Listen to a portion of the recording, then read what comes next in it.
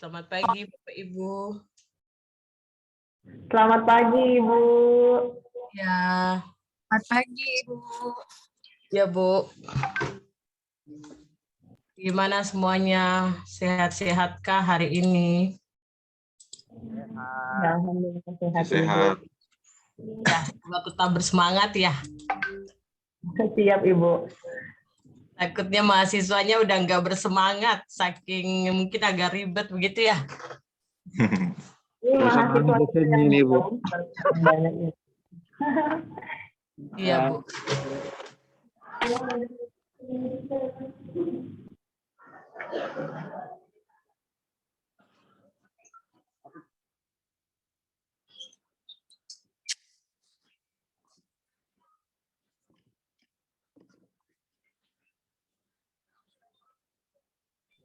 Baik, Ibu, mohon ditunggu sebentar ya, Ibu. Kami sedang persiapan di Ya, sini. iya, baik Bu, nggak apa-apa. Mohon maaf ini, Ibu. Ya, nggak apa-apa Bu, nggak apa-apa. Kita yang bergabung juga karena kami baru tadi memberitahukan bahwa jadwalnya dipindahkan ke pagi hari, sehingga ada beberapa anak-anak kita memang yang awalnya ingin bergabung pada siang hari, akhirnya ini kami sedang tunggu untuk bergabung pada pagi hari ini. Untuk saat ini, Ibu, ada beberapa dosen yang telah ikut juga, kemudian kami juga mengundang Kaprodi dari masing-masing prodi yang telah bergabung dengan kita pada hari ini. Jadi nanti untuk pembagian grupnya, nanti kami berharap juga nanti setiap Kaprodi bisa membantu kami untuk membagikan grup-grup yang akan atau tim-tim yang akan bekerja dalam pembuatan proposal. Jadi pada hari ini, Ibu, saya perkenalkan dulu, hari ini ada beberapa dosen yang telah bergabung, yaitu ada Ibu Marisa, kemudian saya sendiri, Bu Merlin, kemudian juga ada Bapak Anastasia Eka Putra, kemudian ada Bapak Arif Budiman, ada Bapak Sandi Barka, ada Ibu Rahmawati, ada Bapak Sofriyadi Syam, kemudian juga hari ini ada Ibu Radiatul Adawiyah, dan juga ada Ibu Sasitri. Serta yang terakhir ada Ibu Asmawati, yang baru bergabung juga hari ini. Jadi terima kasih Bapak Ibu dosen atas partisipasinya. Jadi kami mengharapkan nanti bantuan Bapak Ibu untuk mendampingi anak-anak kita dalam menyelesaikan tugas proposal yang nanti insya Allah akan dibantu oleh Ibu Dr. Fransina.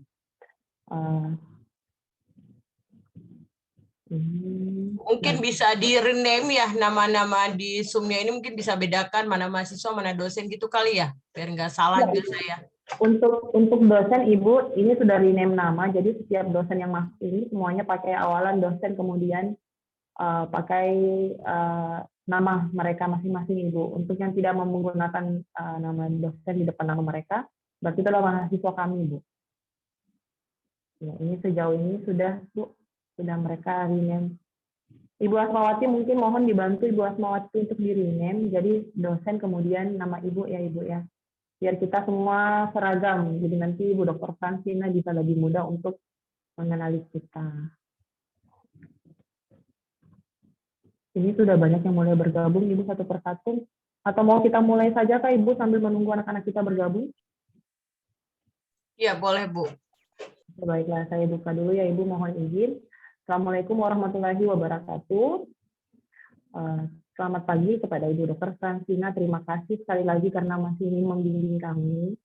Untuk hari ini adalah hari kedua pendampingan penulisan proposal untuk program kreativitas mahasiswa, yang mana pada pagi hari ini telah hadir beberapa dosen dari Universitas Muhammadiyah Berau, juga bergabung beberapa mahasiswi dari dua fakultas, yaitu Fakultas Ekonomi dan Bisnis dan juga Fakultas Teknik dan Konservasi. Baiklah, untuk materi hari kedua, kami mengharapkan partisipasi rekan-rekan mahasiswa sekalian, mungkin bisa sambil dicatat atau mungkin sambil dipahami materi-materinya, kemudian ikut serta aktif dalam bagian diskusi nanti pada akhir sesi. Karena untuk materi pada hari ini, nanti pada akhir sesi kita akan menyiapkan waktu untuk tanya jawab dengan narasumber kita. Baiklah, untuk mengefisiensikan waktu kepada Ibu Dr. Fransina, kami persilahkan dengan hormat.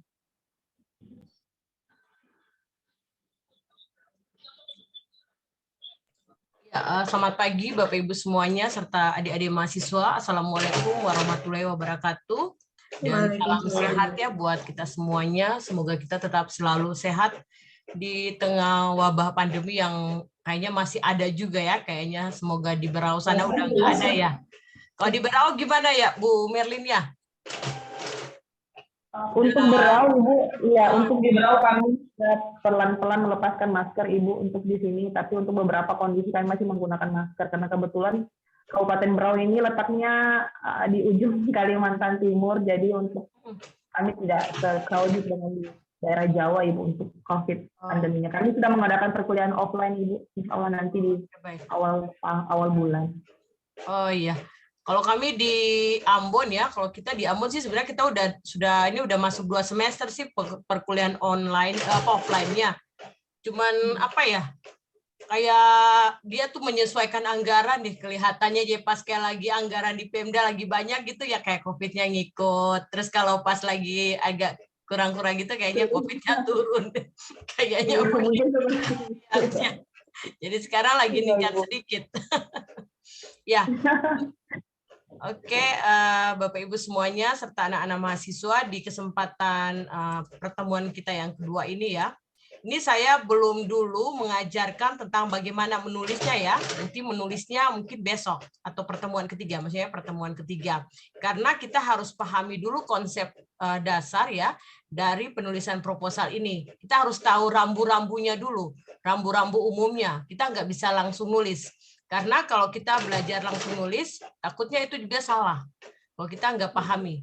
Ya, jadi saya masih dengan beberapa hal umum yang harus dipahami dulu oleh mahasiswa, barulah nanti pertemuan ketiga kita akan membahas mulai dari bab 1 sampai bab terakhirnya untuk menulis dari tiap tipe PKM itu, yang ke-8 itu ya. Nah, maunya saya sih kalau pada saat pertemuan ketiga itu sudah ada draftnya kelompok gitu loh, nama-nama mahasiswanya sama dosen pembimbingnya sebisanya, sehingga mereka bisa mulai berkomunikasi, berkoordinasi satu dengan yang lain. Karena ini kan cuma 5 pertemuan nih, cuma 5 pertemuan soalnya. Jadi kalau kita juga agak lama untuk menghandle tim, jadi lama juga. Karena kan kalau saya berangkat ke sana itu kan saya sudah harus bertemu langsung dengan tim-tim yang permanen itu. Kalaupun nanti sampai tahun depan ada sedikit perubahan ya paling mungkin kurang 1 orang aja. Itu kan harus mungkin bisa ganti 1 atau 2 orang aja, tetapi dari 5 orang yang ada di dalam tim untuk mahasiswa kan nggak bisa lagi di otak-atik begitu loh sama dosen pembimbingnya. Jadi mungkin Bu Mar dan Bu Merlin bisa berkomunikasi dengan kaprodi-kaprodinya untuk bisa segera membentuk tim mahasiswanya dan dosen pendampingnya. Jadi satu mahasiswa itu dia bisa hanya di 2 proposal ya. Itu yang perlu diingat, satu mahasiswa dia bisa jadi ketua di 1 dan satunya dia bisa jadi anggota. Dia nggak bisa jadi ketua di 2 proposal. Sementara dosennya itu dia bisa sampai 10. Tapi saya sih berharapnya jangan sampai 10 lah satu dosen itu, biar aja dia mungkin 2 sampai 3 lah cukup. Takutnya dia terlalu banyak juga dia nggak fokus gitu. Kasih kesempatan aja buat dosen yang lain kalau misalnya ada ya. Kemudian yang lagi sekolah nggak bisa, seperti kita bersepakat kemarin, dia mungkin hanya membantu dalam pembobotan. Tapi yang diingat dosen yang punya NIDN ya dan NIDK, yang di luar itu nggak bisa. Dan takutnya kayak ada dosen non PNS gitu kan, atau ada dosen-dosen honorer yang ada di kampus terus dimasukin dia nggak bisa. Jadi harus punya NIDN atau NIDK itu yang bisa menjadi dosen pendamping. Oke. Sudah kelihatankah materi yang saya sharekan, Bu Merlin? Sudah, Ibu. Sudah kelihatan, Ibu. Oke. Jadi hari ini saya mencoba mengambil topik ya. Sebentar ya Pak Ibu ya, ada profesor di kampus saya nelpon. Ya, halo Pak. Baik, Ibu.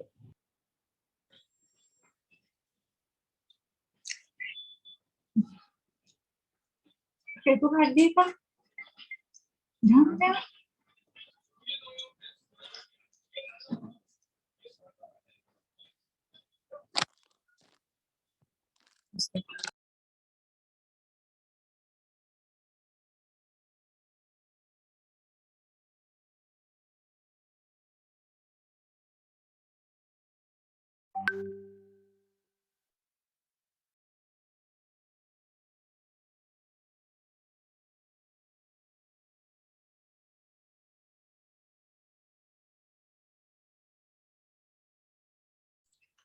Ya, mohon maaf Bapak Ibu, ada telepon dari rekan saya di kampus.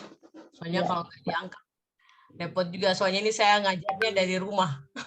Oh iya, siap Ibu. Mestinya harus ada di kampus kan? Iya. Ya, karena kita sudah wajib pergi kampus sekarang kitanya. Udah nggak boleh di rumah lagi. Udah wajib kampus. Ya, mestinya saya ngajarnya dari kampus ini. Tapi saya nggak kampus, saya ngajarnya dari rumah. Karena memang kondisi saya belum terlalu fit sebetulnya. Jadi dari rumah.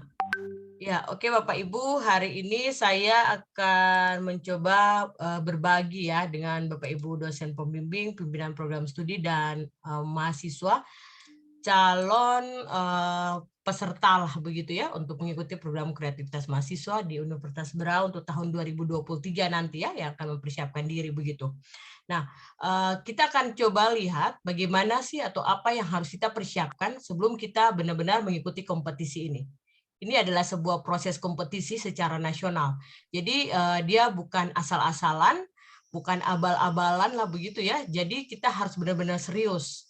Walaupun memang kalau kita kaitkan dengan angka-angka rupiah, dia nggak ada apa-apanya ya, cuma 5-7 juta gitu loh. Cuma 5-7 juta.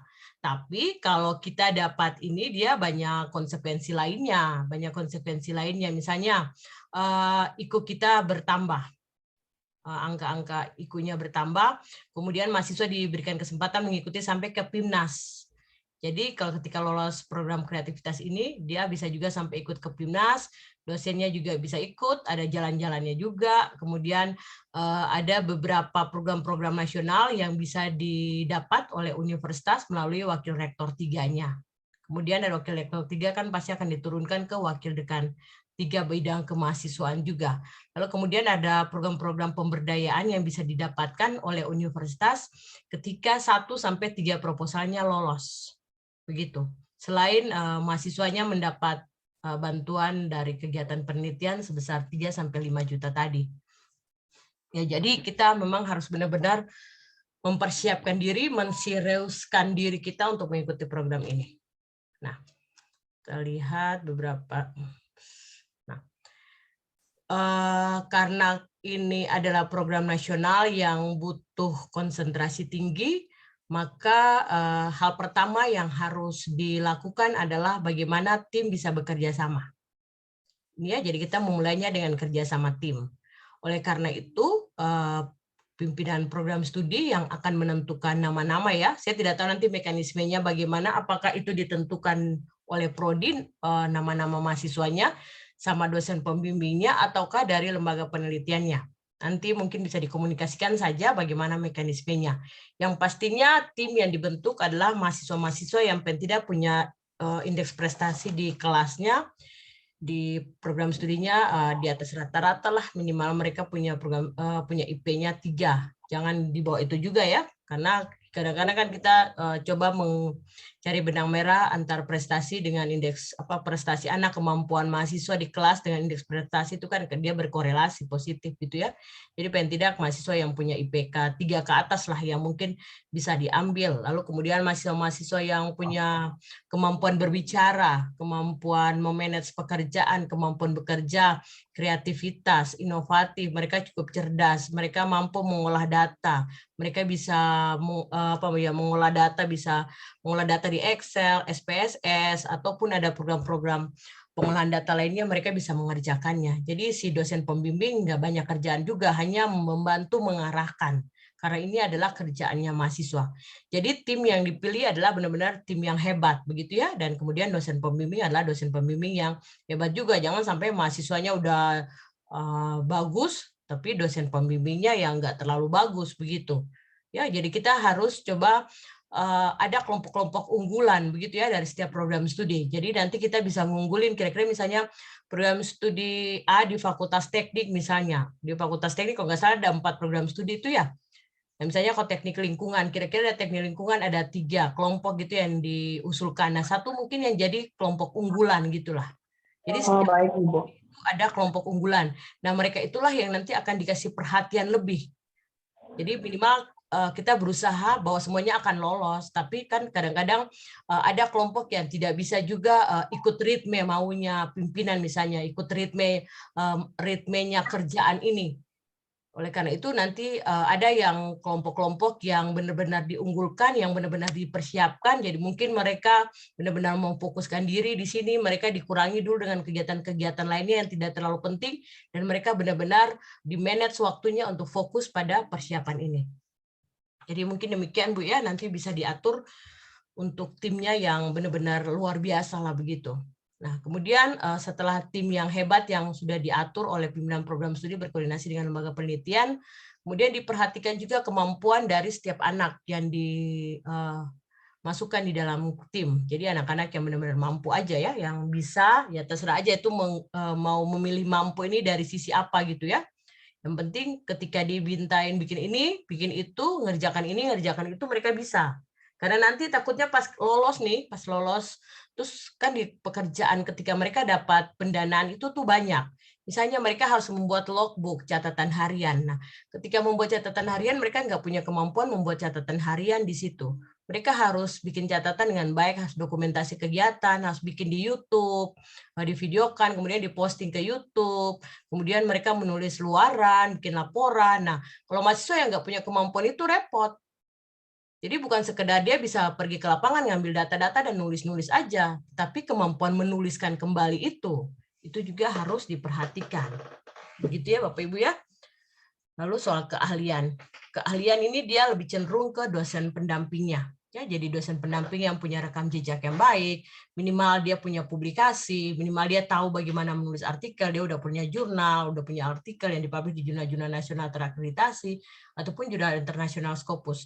Karena kan luaran dari setiap program PKM ini adalah artikel yang dipublish di jurnal. Nah, kalau si dosen pembimbing aja nggak pernah punya publikasi, gimana dia mau ngarahin mahasiswa? Pasti mahasiswa juga nggak bisa, karena kan mahasiswa juga belum terbiasa kan dengan menulis artikel di jurnal. Oleh karena itu keahlian si dosen pembimbing salah satunya dari sisi punya publikasi juga harus diperhatikan. Kemampuan dosen pembimbing untuk ilmu pengetahuan yang terkait dengan proposal yang akan dibuat juga harus diperhatikan.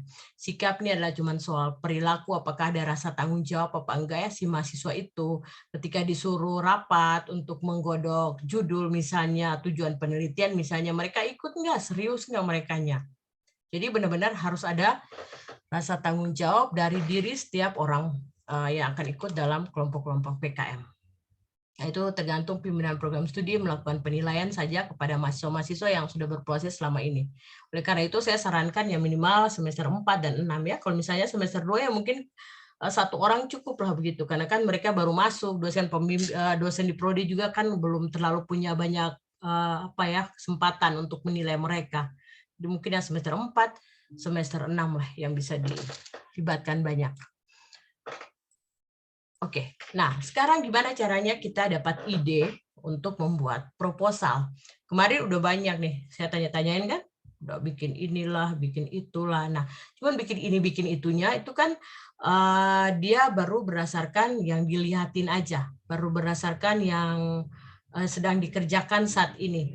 Tetapi itu belum belum coba dicari informasi lebih lanjut. Belum ada bayangan-bayangan lebih lanjut kalau nanti dia ditingkatkan menjadi proposal dan kemudian kalau lolos itu dia gimana dalam pelaksanaannya. Jangan sampai kita lolos lalu pada saat pelaksanaannya dia gagal. Misalnya kalau bikin-bikin produk gitu, takutnya dia gagal terus misalnya pada saat dijual misalnya di PKM kewirausahaan terus hasilnya atau rasa kemarin kayak es krim apa itu pisang pelepah pisang apa ya, es krim pisang itu. Nah, dia benar-benar bermasalah misalnya, nah kita juga bisa bermasalah di situ. Nah, oleh karena itu, alangkah baiknya untuk mencari ide menulis ini, selain kita punya pengalaman-pengalaman yang ditemukan di sekitar kita coba cari juga laporan-laporan penelitian, ataupun ada artikel-artikel yang pernah menulis terkait dengan rencana kita ini. Walaupun itu dia ada di daerah lain, atau bahkan mungkin di negara lain, tidak apa-apa. Yang penting kita ada sedikit sumber ilmiah untuk mendukung rencana kita melakukan penulisan ini. Karena kan di dalam bagian pendahuluan itu nanti kita akan mensitasi tulisan-tulisan itu di bagian pendahuluan. Kita akan mensitasi bahwa pernah ada penelitian yang sama yang akan kita lakukan di dalam proposal penelitian ini. Cuman saja yang punya kita ini agak berbeda begitu. Begitu ya Bapak Ibu ya. Jadi kita bisa ambil sumber-sumber lain, lalu kemudian kita bisa bahas di grup, didiskusikan bersama, lalu kemudian cari internet, atau mungkin bisa dapat informasi dari dinas terkait yang ada di Berau, atau siapapun saja yang bisa memberikan informasi. Jadi ini untuk menentukan judul, menentukan ide kegiatan yang akan dilakukan, mungkin butuh ada diskusi bersama. Diskusi bersama ini mungkin agak diperluas saja, jadi jangan hanya kelompok yang sudah ditentukan yang berdiskusi menentukan judulnya, tetapi mungkin bisa di tingkat program studi. Jadi misalnya sudah satu program studi sudah ditentukan, misalnya ada 4 kelompok tuh, saja ada 4 kelompok. Ibu ketua program studi atau bapak ketua program studinya bisa ambil waktu dalam sehari itu misalnya atau setengah hari itu diberikan kesempatan untuk bicara soal ide-ide untuk penulisan proposal mahasiswa. Dosen dan mahasiswa diberikan kesempatan untuk memberikan masukan. Semua ide dan masukan itu kemudian diinventarisir, dicatat, lalu kemudian dikasih kelebihan dan kekurangan dari setiap ide-ide yang disampaikan itu. Kita berikan keunggulan dan kelemahannya dari setiap ide itu, lalu sampai nanti mengerucut mana yang paling mudah dikerjakan oleh mahasiswa, tetapi dia akan berimplikasi besar terhadap masyarakat. Karena proposal PKM dari mahasiswa ini nantinya dia harus benar-benar dirasakan manfaatnya oleh masyarakat ya. Masyarakat itu termasuk mahasiswanya, termasuk dosennya, termasuk untuk perguruan tinggi. Nah itu. Jadi nanti coba diambil waktu, bikin time schedule untuk semua tahapan-tahapan ini ya Bu Maria. Mungkin dari lembaga penelitiankah yang mengkoordinir sehingga benar-benar ide yang keluar itu dia tertanggung jawab. Nah, jadi ide banyak orang, mungkin dengan banyak orang berdiskusi akan jauh lebih baik ide-ide itu dan bisa jadi tulisan bersama. Oke.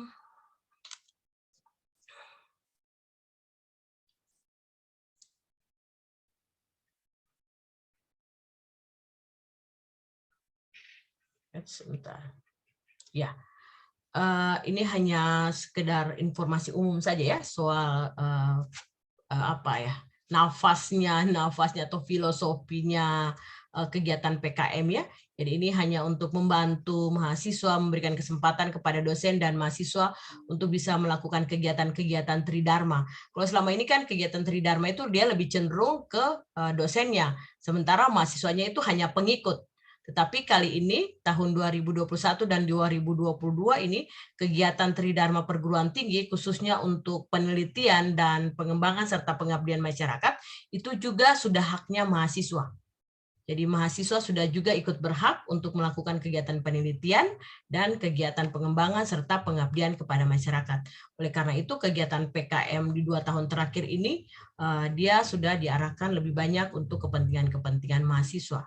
Nah, oleh karena itu tipe dan model PKM diakinya jumlahnya jadi bertambah ya. Sebelumnya itu hanya 5 PKM, sekarang itu sudah 8 PKM yang diperlombakan, lalu kemudian 2 yang mendapat insentif, yaitu yang gagasan futuristik yang nomor 9 ini dan yang nomor 10 yang artikel ilmiah itu. Jadi kedua ini tidak diperlombakan ya, ini dia langsung mendapat insentif begitu. Yang penting kita memperhatikan misalnya artikel ilmiah, kita upayakan bisa pada jurnal-jurnal yang terakreditasi Sinta 2, Sinta 3 yang bagus lah begitu, karena itu akan lebih mudah mendapatkan insentif. Oke. Ya udah ini ya, sudah saya jelaskan tadi PKM pendanaan itu ada 8 bidang dan insentif yang 2 bidang ini. Jadi kita bisa main kedua-duanya ya, semuanya kita bisa inventarisir. Kita bisa mencoba semuanya. Yang penting nanti masing-masing kelompok dibentuk dulu, lalu kemudian berikan kesempatan untuk membahas ide, lalu dari ide-ide itu barulah nanti kita inventarisir ide ini dia masuknya di mana. Jadi kita jangan melihat tipe PKM-nya dulu, jangan. Kita melihat idenya dulu. Idenya baru nanti kita sesuaikan dengan 8 bidang PKM. Jangan dari 8 bidang baru ke ide. Ide dulu, baru sebanyak-banyaknya ide aja. Sebanyak-banyaknya ide, baru nanti kita inventarisir ide ini dia pasnya di PKM yang mana. Begitu ya Bapak Ibu ya. Ya Bu Mary, kalau misalnya sambil jalan ada yang mau berkomentar atau bertanya bisa langsung aja gitu. Karena memang sekarang kita udah sinkronus dan asinkronus model pembelajaran data sharing sekarang gitu. Jadi boleh langsung diskusi, langsung bertanya, komentar, boleh gitu Bu. Oke, baik Ibu. Izin saya ambil alih ya Ibu. Sebelumnya saya ingin mengucapkan selamat datang dulu Ibu kepada Wakil Rektor 3 Bidang Kemahasiswaan AIKA dan Alumni. Di sini ada Bapak Dr. Darmono telah bergabung juga Ibu. Ya, Beliau selamat adalah pagi Wakil Rektor Pak 3 di kampus kami. Ya, selamat pagi, selamat bertemu Pak. Baiklah. Ya, selamat pagi Bu, terima kasih Bu atas bimbingan dan pembinaannya. Ya, sama-sama Pak. Baiklah, kita lanjut ya Ibu Dr. Fransina ya. Jadi untuk sebelum saya lanjut, Ibu sekedar informasi bahwa nanti pembagian kelompoknya itu telah saya bicarakan juga dengan Ibu Marisa. Jadi mahasiswa kami yang tergabung sebagai peserta pada hari ini nanti akan kami kelompokkan berdasarkan dengan fakultas dan prodi mereka. Kemudian setelah itu kami akan membagi dosen pendampingnya. Nah, sambil nanti bekerja sama dengan kaprodi mereka. Seperti itu nanti Bu. Regulasinya yang telah kami bicarakan tadi. Baiklah, untuk rekan-rekan peserta yang lain yang ingin bertanya atau ingin diskusi, atau mungkin dari kalian ada beberapa yang sudah punya ide untuk pengajuan PKM-nya, silahkan raise hand, ataupun mungkin bisa sambil diketikkan saja pertanyaannya, nanti akan Ibu bantu untuk Ibu bacakan. Rekan-rekan dosen yang ingin bertanya, silakan Bapak Ibu, kami persilahkan, silakan raise hand jika ingin bertanya kepada Ibu Dr. Fransina. Jadi kita sambil jalan saja materi sekaligus yang kita jawab. Iya. Bu Merly nanti jangan lupa ya kalau pada saat pembagian kelompok itu jangan lupa antar program studi ya, ada juga. Jangan semuanya satu program studi ya, harus ya, lintas bidang. Iya Ibu, karena akan buat lintas bidang nanti. Iya. Kita akan setelah ini kami akan melakukan itu. Ya, akan jauh lebih baik ya. Nanti yang semester 2-nya mungkin jumlahnya sedikit, yang 4 dan 6 aja yang jumlahnya dibanyakin. Mungkin 4 orang kan 2 terus 1 gitu. Jadi semester 2 semester 2 1, semester 4 2, semester 6 2. Atau kalau enggak semester 6-nya 3 terus 1 gitu. Berarti karena kami semester ganjil berarti 3 dan 5 ya Ibu ya? Iya, 3 5 ya. Yang semester 1 mungkin nggak usah dulu aja. 3 5 iya, aja. Ibu. Iya. 35 aja dulu ya Ibu. Iya, ya 35 aja. Kan nanti mereka masih punya kesempatan banyak juga kan yang semester 1 tahun depan, tahun berikutnya. Ya. Baiklah Bapak Ibu, ada yang ingin bertanya atau ingin memberikan komentar terkait dengan materi kita pada hari ini, atau mungkin ada ide-ide yang ingin disampaikan, silahkan sambil jalan ya kita. Ya, atau mungkin Bu Meli nanti kalau ada ya, nanti baru diinformasikan. Baik Ibu, nanti akan saya tampung dulu pertanyaannya ya Ibu, nanti kemudian kita buka sesi diskusinya. Baik Ibu, silakan dilanjutkan Ibu Dr. Fransina. Ya, oke baik. Jadi nanti pada saat musim penerimaan proposal PKM itu dibuka, itu biasanya bulan Maret ya. Jadi biasanya bulan Februari pertengahan itu sudah diinformasikan. Jadi sering-seringlah memperhatikan website Belmawa. Nah, saya belum tahu apakah universitas sudah punya akun Belmawa apa belum ya. Jadi mungkin dari Pak Wakil Rektor 3 mungkin bisa membantu menyampaikan kira-kira akunnya udah ada belum ya Pak, akun Belmawa? Ya, kemarin sudah Bu. Oh iya, baik Pak. Ya, cuman itu tadi sih, kadang mahasiswa ini kan lambat dalam mengirimkan proposalnya Bu. Makanya kami kemarin rata-rata terlambat untuk mengupload ke sistem. Oh iya, baik siap Pak ya. Jadi mungkin kita belajar dari pengalaman kemarin. Jadi yang nanti program data sharing kali ini saya maunya adalah bahwa setelah program ini berakhir, semua tim yang sudah diatur, yang sudah dibentuk, sudah punya proposal. Sudah punya proposal ya Pak. Jadi pada saat tahun depan dibuka, itu mereka hanya butuh waktu sedikit saja untuk mungkin kalaupun nanti ada perubahan template, itu mungkin aja yang mereka akan sesuaikan. Tetapi untuk memikir ide lagi, mau menulis lagi, udah. Itu mereka kan udah berproses sekarang. Karena biasanya yang lamanya itu kan di menulisnya itu. Jadi nanti hanya mungkin administrasinya saja yang akan mereka kerjakan di tahun depan. Biasanya itu 2 minggu sampai 1 bulan waktu pembukaan pendaftaran. Jadi ketika pembukaan pendaftaran, mungkin dari Bu Mar dan teman-teman sering-seringlah mengunjungi akun, karena biasanya juga informasi secara resminya, suratnya begitu tuh turun ke kampus-kampus itu terlambat. Jadi kita yang harus aktif membuka website. Nah, ketika websitenya udah diinformasikan, lalu segera anak-anaknya diarahkan. Nanti saya juga akan menginformasikan, akan membantu menginformasikan juga nanti tahun depan. Lalu kemudian segera untuk melakukan pendaftaran. Jadi itu kan nanti akun Belmawa kan sudah ada, jadi nanti operator perguruan tinggi mereka akan mendaftarkan akun mahasiswa ke 5 orang itu, tapi ketuanya aja yang masukin sama dosen pendampingnya. Itu dimasukin, kemudian nanti si dosen pendamping itu dia yang akan memverifikasi proposal itu. Begitu ya, jadi kemudian nanti itu ada semacam tahapan penilaian internal. Itu biasanya cuma formalitas lah, jadi pasti semuanya tetap lolos di tahapan internal itu. Tahapan internal itu biasanya akan ada dibentuk tim penilai ya oleh Pak Wakil Rektor 3, dari masing-masing program studi, masing-masing fakultas yang anak-anaknya mengirimkan proposal. Dan itu nanti juga mereka akan bikin berita acara bahwa telah ada pengumpulan proposal dari masing-masing program studi di dalam Universitas Berau, berapa banyak, berapa judul, dan itu nanti jadi prasyarat untuk mengirimkan ke tingkat nasional. Saya sih berharap bahwa tidak ada yang digugurkan begitu di tingkat universitas. Kalaupun mereka misalnya ngirimin proposalnya masih ada kekurangan, itu nanti segera diperbaikin aja gitu. Misalnya ada masih kekurangan template lah, salah template lah, atau masih ada kekurangan-kekurangan gitu, langsung diperiksa, dipastikan lagi, lalu kemudian dikirimkan. Jangan digugurkan mereka di tingkat universitas. Itu saran saya begitu.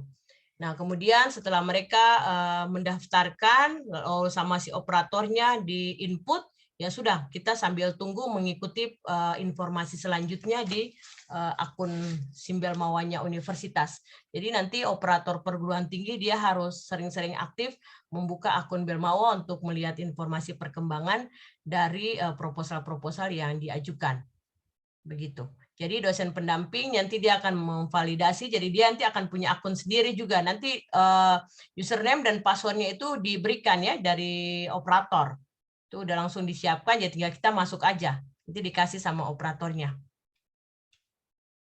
Oke, jadi nanti proposalnya disahkan dulu oleh Pak Wakil Rektor 3 ya biasanya. Oke, lalu kalau misalnya si mahasiswa itu nanti dia lolos, dia akan melakukan kegiatan penelitian ataupun kegiatan pengabdian. Nah, pada saat berproses itu, mereka sudah harus memikirkan untuk pencapaian luaran. Pencapaian luaran. Jadi jangan sampai keasikan penelitiannya, keasikan pengabdiannya, lupa bahwa harus ada luaran yang disampaikan.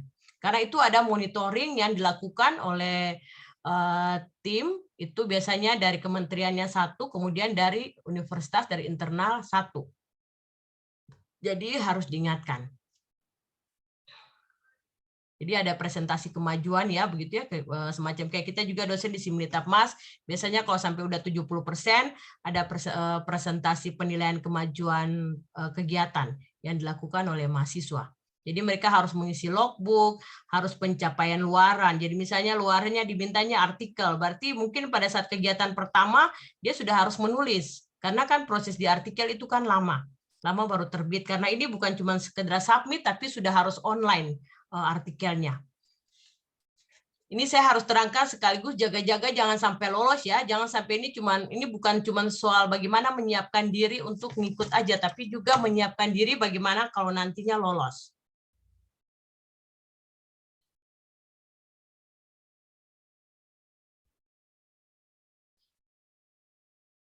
Oke.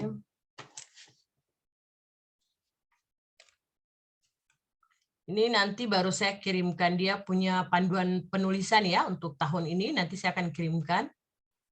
Tapi dia biasanya itu tidak terlalu berbeda kalau di tahun depan, karena ini sudah disesuaikan dengan konsep MBKM, jadi paling nambah itu pun juga tidak terlalu banyak begitu.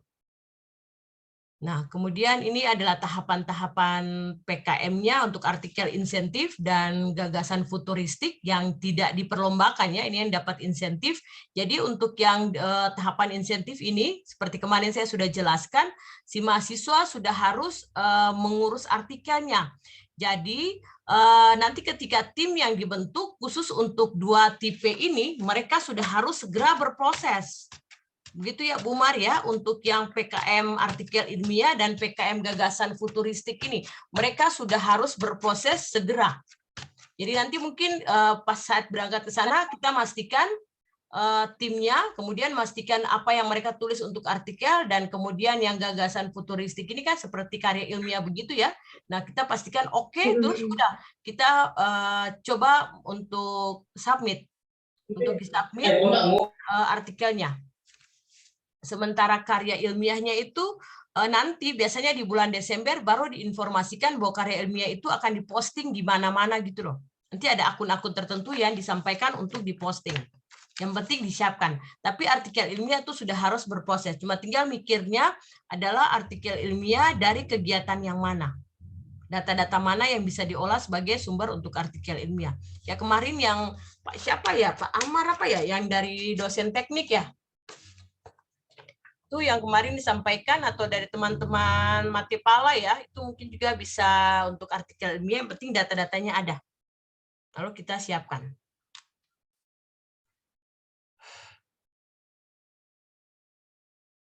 Oke.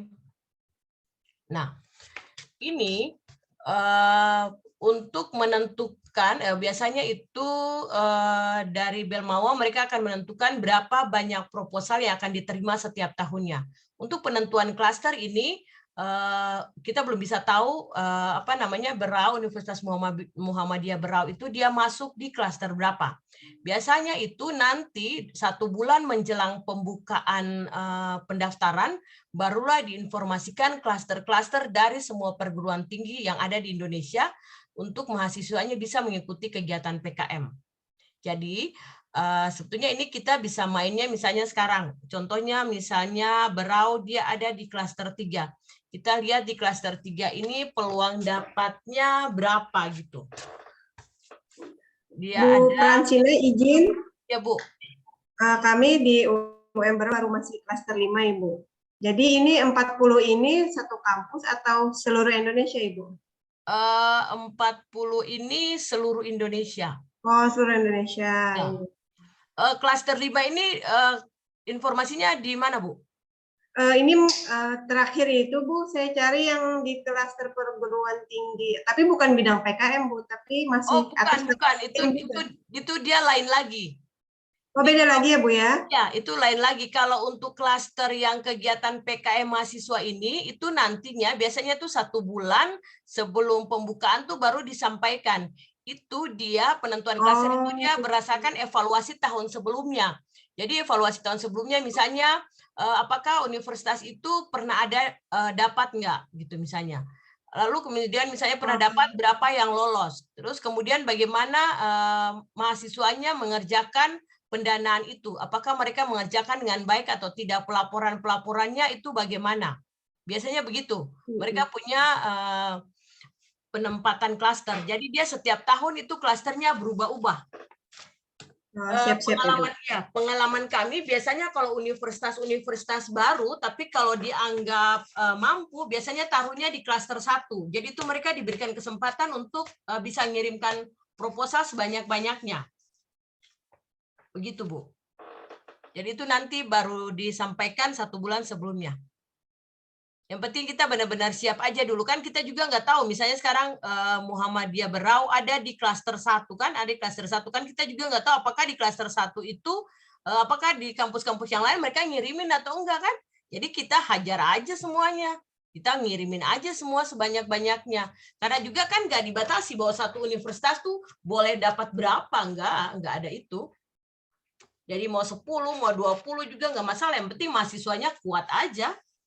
Kami aja di Unpati kemarin itu kita satu bidang itu kita ada 60 proposal. Satu bidang. Kita bikinnya X1 tuh 60, kemudian pengabdian 60, walaupun yang pas lolosnya sih cuma 10, masing-masing itu 10, ada yang 7, ada yang 5 gitu. Nggak apa-apa, yang penting itu udah termasuk angka besar gitu, daripada kita ngasih cuma 4, 3, apa 1, kemungkinan lolos juga kecil. Jadi semakin banyak itu jauh semakin baik. Pasti tetap kita ada lolosnya 1. Jadi sedapat mungkin semua mahasiswa dibagi habis aja untuk ngikut gitu loh Bu. Yang penting nanti ada unggulannya tuh yang mana.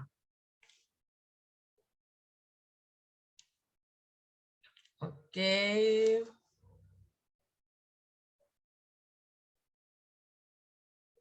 Oke. Nah, ya, ini nanti untuk pengusulan proposal ya. Jadi nanti masuknya di situsnya Simbel Mawa ini. Oke. Nah, ini sekarang kita lihat bagaimana ketika proposal kita itu sudah selesai dibuat dan kemudian kita mengirimkan. Bagaimana melakukan penilaian? Apa saja yang dinilai dari proposal kita? Yang pertama itu adalah persyaratan administrasi yang harus diperhatikan. Misalnya, kita tulis tanggal dan bulannya di proposal. Misalnya kita submit, karena ini kan dia online nih. Submit hari ini tanggal 31 Agustus misalnya. Tapi di proposal kita tulisnya 20 Agustus. Kita harus bikin itu jeda waktu antara online dan kita mengerjakan finalnya itu hanya batasnya 2 hari. Jadi misalnya kita udah harus memprediksi gitu. Oh, saya berarti karena misalnya ngurusin tanda tangan tuh kan biasa lama tuh kan di situ tuh. Nyari Pak Rektornya lama, kalau enggak kan Pak Warek 3-nya lagi keluar kota misalnya. Nah, itu yang bikin lamanya di situ. Jadi kita harus berhati-hati dengan tanggalan. Itu juga mempengaruhi. Jadi hanya bisa batasannya 2 hari. Jadi kalau misalnya tanda tangannya jadi 28, benar-benar udah fix semua tanda tangan itu, nah paling lambat 30 tuh sudah harus disubmit tuh proposal. Nggak bisa lebih dari tanggal itu. Boleh lebih, tapi pasti kita udah nilai kurangnya di situ.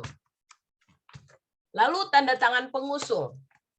Tanda tangan pengusul ini kadang-kadang kan mahasiswa ini dia pas bikin dia lagi nggak ada. Terus kita bikin aja tanda tangannya dia tuh. Nggak bisa itu. Kan kalau nggak salah mahasiswa itu kan mereka juga punya apa sih namanya? Itunya data mereka ada juga kan, saya lupa apa nama websitenya itu. Kan di situ mereka juga punya tanda tangan ada kan. Nah, itu biasanya di cross check sama Simbel Mawa ini. Jadi memang harus benar-benar tanda tangannya si mahasiswa. Nggak bisa temannya yang tanda tangan niru-niru tanda tangannya dia. Gitu. Lalu biodata. Biodata atau CV-nya mahasiswa itu semuanya itu kan sudah ada formatnya. Jadi jangan masing-masing bikin formatnya tersendiri. Jadi semuanya harus sama. Gitu. Lalu CV-nya atau biodatanya itu harus ditandatangani, jangan sampai ada yang punya tanda tangan, ada yang nggak tanda tangan. Terus biasanya kan tulis tanggal biodatanya itu, misalnya sekarang kan kita submitnya 29 Agustus apa 30 Agustus, berarti biodatanya itu harus dibikin di dalam bulan Agustus itu, di bagian bawahnya. Kan yang terakhir bilang, yang bertanda tangan di bawah ini kan, misalnya nama dosen pembimbingnya, ya tanggalnya di situ harus tanggal 29 Agustus, 28 Agustus, jangan sampai dia biodatanya biodata tahun kemarin. Itu juga hal kecil tapi dia berpengaruh. Lalu kemudian ada yang membutuhkan partisipasi dari mitra. Nah, si mitra ini juga nggak bisa juga terlalu jauh, dia punya tanggal untuk menandatangani surat pernyataan mereka. Misalnya nih Agustus. Nah, kita juga sudah harus bikin tanda tangannya itu di bulan Agustus, nggak bisa bulan Juli. Belum ada pembukaan pendaftaran, kita udah berproses dengan mitra, nggak bisa. Lalu harus ada penandatanganan di bawah, di atas meterai 10.000. Sekarang udah nggak ada meterai 6.000 lagi. Nah, itu yang harus diperhatikan. Kemudian yang kedua, format proposal dan penulisan itu harus sama sesuai dengan pedoman. Ya. Kemudian kesesuaian program yang diajukan dengan bidang PKM. Jangan sampai PKM-nya riset eksata, tahu-taunya yang dibikin adalah, yang ditulis adalah yang kewirausahaan. Nah, itu harus hati-hati. Jadi memang benar-benar harus butuh diskusi yang dalam dengan mahasiswa, dengan dosennya untuk sama-sama memikirkan ide dan memikirkan pembagian untuk bidang PKM yang tepat. Oke. Nah, kemudian itu tahap administrasi pertama ya. Dan umumnya tahap administrasi ini rata-rata semuanya tuh pada lolos. Pada lolos, biasanya demikian. Tapi jangan karena pikir ini semuanya pada lolos, kemudian hal-hal kecil itu tidak diperhatikan. Malah hal-hal kecil itu yang akan menggugurkan. Jadi sedapat mungkin harus benar-benar diperiksa.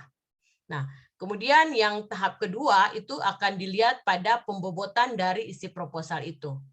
Jadi ide-idenya, kemudian topik penelitian itu jangan sampai pernah dilakukan oleh mahasiswa di tempat yang lain. Kalaupun ada mengikuti, Tapi paling tidak kita harus bisa ada modifikasi. Jangan sampai benar-benar sama dengan mahasiswa di universitas yang lain. Begitu ya. Oke, nah pada saat tahap pertama itu, tahap administrasi itu yang meriksa itu hanya staf di kementerian di bagian Belmawa ini. Itu bukan dosen yang meriksanya, ya itu pegawai gitu, tenaga kependidikan. Nah nanti kalau sudah masuk tahap kedua itu udah 2 orang dan itu adalah dosen yang memeriksa. Biasanya itu nanti ada penugasan ke dosen universitas mana gitu, saya juga nggak terlalu tahu. Tapi yang pastinya itu yang memeriksanya adalah dosen. Dan biasanya itu adalah wakil-wakil rektor 3 di universitas-universitas. Biasanya begitu. Itu pengalaman yang kami dapatkan. Dan itu dilakukan oleh 2 orang. Berharap kita bisa sampai di tahap kedua dan lolos ya. Oke. Ya, nanti kalau selesai di tahapan kedua lolos, lalu kemudian itu sudah berproses. Nah, pada saat tidak sampai di situ aja ya, tetapi juga kalau pada saat dievaluasi tahapan kemajuan kita menunjukkan hasil yang baik, kita bisa juga diundang mengikuti Pekan Ilmiah Mahasiswa Nasional atau PIMNAS itu. Jadi ada kelompok yang dianggap bagus, yang penelitiannya menarik, kemudian dia punya tahapan penelitian, tahapan kegiatan PKM-nya, pada saat dievaluasi itu dia berjalan bagus, nah itu dia bisa mengikuti Pekan Ilmiah Mahasiswa Nasional. Oke. Nah, ini pendanaannya, pendanaan kemarin saya sudah sampaikan itu masing-masing proposal dia 3,5 juta, 3,5 juta sampai 7,5 juta. Sampai 7 juta. Nah, lalu kemudian di perguruan tinggi juga mereka wajib untuk memberikan tambahan pada proposal mahasiswa. Jadi nanti di dalam proposal sudah harus ditentukan atau disebutkan bahwa ada dana yang disiapkan oleh universitas dalam bentuk in cash atau in kind. Jadi bisa dalam bentuk fasilitas ataupun dalam bentuk perlengkapan, peralatan, atau dalam bentuk uang tunai yang diberikan oleh universitas. Kalaupun misalnya nggak punya, yang penting ditulisin aja. Karena juga mereka nggak periksa. Gitu ya, misalnya universitas nggak bisa membantu semua proposal kan, kalau satu proposal ada 1.750.000, kalau ada barang 10, wah udah banyak juga tuh, 17,5 juta kan, kerepotan. Tapi wajib ditulis bahwa universitas membantu 1.750.000. Nanti kalaupun lolos, tinggal bikin kwitansi aja, ini aja diatur ke dalam bagaimana caranya untuk bikin 1.750.000. Jadi tinggal Pak Warek 3 bersama bendahara ini aja memberikan kwitansi untuk mahasiswanya. Tapi itu wajib ya, itu sebagai bentuk dukungan universitas terhadap mahasiswa yang mengikuti program PKM ini. Kalau benar-benar dikasih itu jauh lebih baik, kalau benar-benar dikasih. Begitu ya Pak WR3 ya, berharap Pak WR3 bisa menyiapkan sedikit dana untuk persiapan jaga-jaga, jangan sampai ada mahasiswa berau yang lolos. Dan kan itu juga bisa menambah semangat mereka tahun berikut bisa pada ikut juga.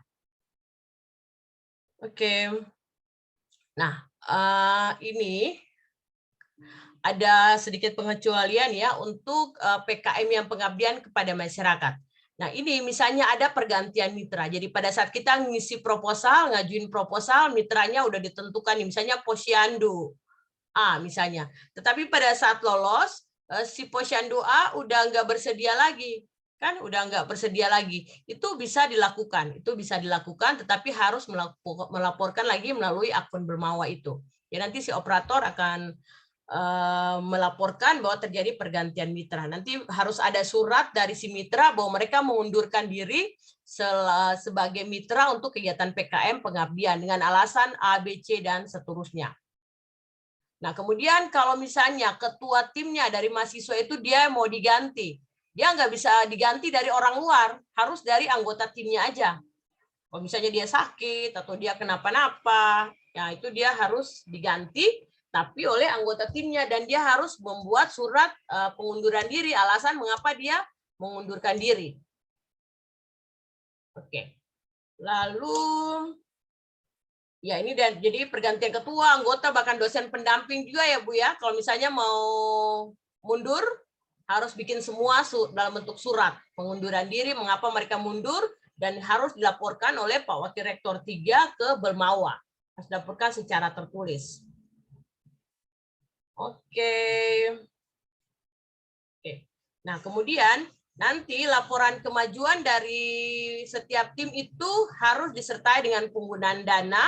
Jadi dana-dana yang dipakai, kwitansi-kwitansinya semuanya harus dilaporkan, bukti-bukti pendukung, foto-foto, video-videonya semua harus dilaporkan. Nah, untuk penggunaan dana ini, kan kadang-kadang ada kegiatan yang nggak ada notanya. Ini ada pakai ini nggak ya? Nggak pakai rekaman kan ya? Nggak usah dulu. Yang soal dana-dana ini kita nggak usah rekam-rekam deh.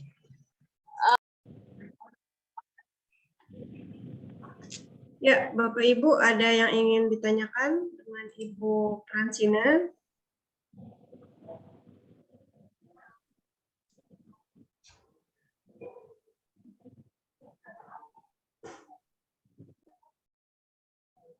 Kalau untuk ini Bu, yang mau saya tanyakan, kalau saya kan lebih tertarik ke dua kegiatan yang paling bawah tadi apa ya Bu ya? Artikel ilmiah Oh sama iya, gagasan futuristik itu ya. gagasan futuristik. Bisa dijelaskan lebih ini Bu? Oh iya, oke baik Bu ya. Oke, jadi kan artikel ilmiah itu berarti kita harus menulis artikel, Bu. Kita harus menulis artikel ilmiah dalam bentuk kegiatan penelitian ataupun kegiatan pengabdian yang harus disubmit di Jurnal Nasional Terakreditasi Sinta 1 sampai Sinta 6. Nah, makanya itu tadi saya bilang mulai sekarang ini sudah harus berpikir untuk mau menulis tentang apa. Jadi pada saat Simbel Mawa membuka kesempatan penerimaan proposal, artikelnya itu yang akan disubmit. Jadi bukan saat itu baru mau mulai nulis, nggak bisa. Jadi artikelnya itu sudah harus disubmit oleh si kelompok mahasiswa itu bersama dengan dosen pendampingnya. Jadi nama masih ketuanya pertama, kemudian disusul dengan nama anggotanya, nama dosennya yang terakhir. Nah, jadi sekarang persoalannya adalah mau berasal dari mana data untuk menulis artikel ilmiah itu. Kan tadi saya bilang, kemarin kan itu yang diusulkan sama Pak dosen siapa itu ya, yang dari teknik ya, teknik lingkungan. Nah, misalnya punya mereka, itu mungkin bisa dijadikan sebagai salah satu sumber artikel. Kemudian punya Pak siapa lagi, Pak Jaka ya, dan teman-teman di pencinta alam itu, yang kegiatan mereka lihat kegiatan konservasi apa itu. Nah, itu mungkin bisa diinventarisir untuk menulis artikel ilmiah. Atau mungkin Ibu Mar punya data-data yang belum sempat terpakai, ya mungkin aja bisa digunakan. Tetapi harus diperhatikan bahwa jangan sampai itu terlalu sulit yang bukan dilakukan oleh mahasiswa. Karena ini kan penelitiannya harus oleh mahasiswa itu. Gitu. Atau kalau misalnya ada waktu, bisa ngambil waktu untuk melakukan penelitian kecil-kecilan lah, begitu. Sebagai sumber data untuk menulis artikel ilmiah yang untuk disubmit untuk kegiatan PKM ini. Kalau bebas ya Bu ya, penelitian PKM boleh ya? Iya, bisa artikel pengabdian kepada masyarakat, bisa, artikel penelitiannya bisa. Karena kan Sintanya kemarin Ibu bilang Sinta 3 atau boleh sampai Sinta 6? Memang sih di dalam panduannya nggak dibatasin Sinta berapa ya, cuman kalau menurut saya ya, kan semakin tinggi tingkatan akreditasinya, jadi itu kan akan lebih baik gitu kan. Jadi Sinta 1, Sinta 2, sama Sinta 3 lah paling begitu, itu akan lebih mudah, akan lebih sesuai juga ininya Bu, masa antrinya Bu. Iya, itu akan lebih bagus gitu. Nah, lalu kemudian kalau untuk yang gagasan futuristik tertulis, itu nanti dibuat dalam bentuk karya tulis atau semacam karya ilmiah begitu, Bu. Jadi nanti akan ada panduan penulisan yang diberikan untuk menulis karya tulis ini. Itu dia idenya apa aja, terserah aja, itu kolaborasi antar program studi, antar fakultas juga bisa. Itu gabung jurus semua orang bisa, yang penting 3 sampai 5 orang. Jadi siapa aja bisa. Jadi ini bisa jadi banyak orang yang ambil 2 model PKM insentif ini, yang artikel sama gagasan futuristik. Ini bikin karya ilmiah dan bikin artikel ilmiah. Yang penting tinggal diidentifikasi aja. Ya Bu. Ya, karena dananya besar, 7 juta berarti ada dokumentasi ya Bu ya? Kalau untuk yang artikel ilmiah sama gagasan futuristik ini dia tuh cuma 2,5 juta. Iya, maksud saya, apakah juga harus ada dokumentasi bukti-bukti ininya, Bu? Enggak, itu dia enggak perlu bukti. Jadi kan perlunya adalah artikelnya aja. Artikelnya aja sama Iya, lebih karya mudah ya, Bu ya, tulisnya aja. berarti langsung ya. Iya. Heeh. Siap-siap, Ibu. Iya, jadi hanya perlunya adalah artikel doang dan karya tulis doang begitu. Oh, siap. Ya, ya makanya yang pernah adalah begitu data-data penelitian yang belum pernah dipublish mungkin itu bisa dimanfaatkan. Yang penting bahwa Ibu harus memastikan itu bisa dikerjakan oleh si mahasiswa itu enggak gitu. Jangan sampai mereka nggak paham sama sekali tentang artikel itu. Karena kalau misalnya artikelnya diseleksi dan lolos di PIMNAS, ini kan kalau misalnya untuk tahapan PKM aja kan mereka kalau lolos cuma dapat 2,5 juta kan. Tapi kalau misalnya dikasih kesempatan untuk sampai ke PIMNAS, nah itu akan diwawancarain di sana. Ini gimana ceritanya kamu nulis artikel ini, prosedurnya gimana, bisa diceritain. Nah kalau dia nggak bisa mempertanggungjawabkan kan repot juga tuh di situ. Jadi mahasiswanya harus benar-benar memahami artikel itu, prosedur penelitiannya, metode penelitiannya, harus benar-benar paham lah cara kerja dari artikel yang ditulis. Gitu, Bu. Ada lagi kah yang mau tanya lagi, Bapak Ibu? Mungkin butuh suara mahasiswa dong. Ini mahasiswanya pada malu-malu, Ibu. Iya. Mungkin bisa sharing dari Pak Wakil Rektor 3, Pak Darmono. Iya, mungkin Pak. Bagaimana selama ini, Pak? Karena kan kalau kantor sekali ini nih mengetahui kegiatan ini, kalau Pak Darmono kan selama ini sendirian. Nah, bisa di-sharing Pak kendalanya apa saja? Silakan. Ya, terima kasih Ibu.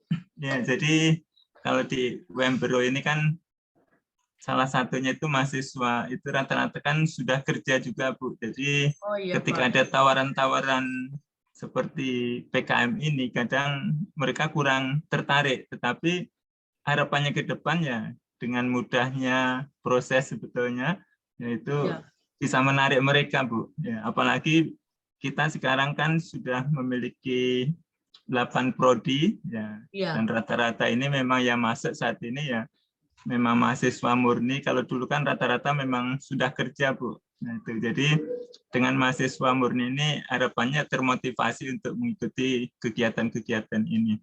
Karena seperti yang lalu kalau kami lihat di sistem untuk kuota kami itu kan bisa sampai 40 PKM Bu. Ya, tapi kemarin yang ngirim itu hanya 3.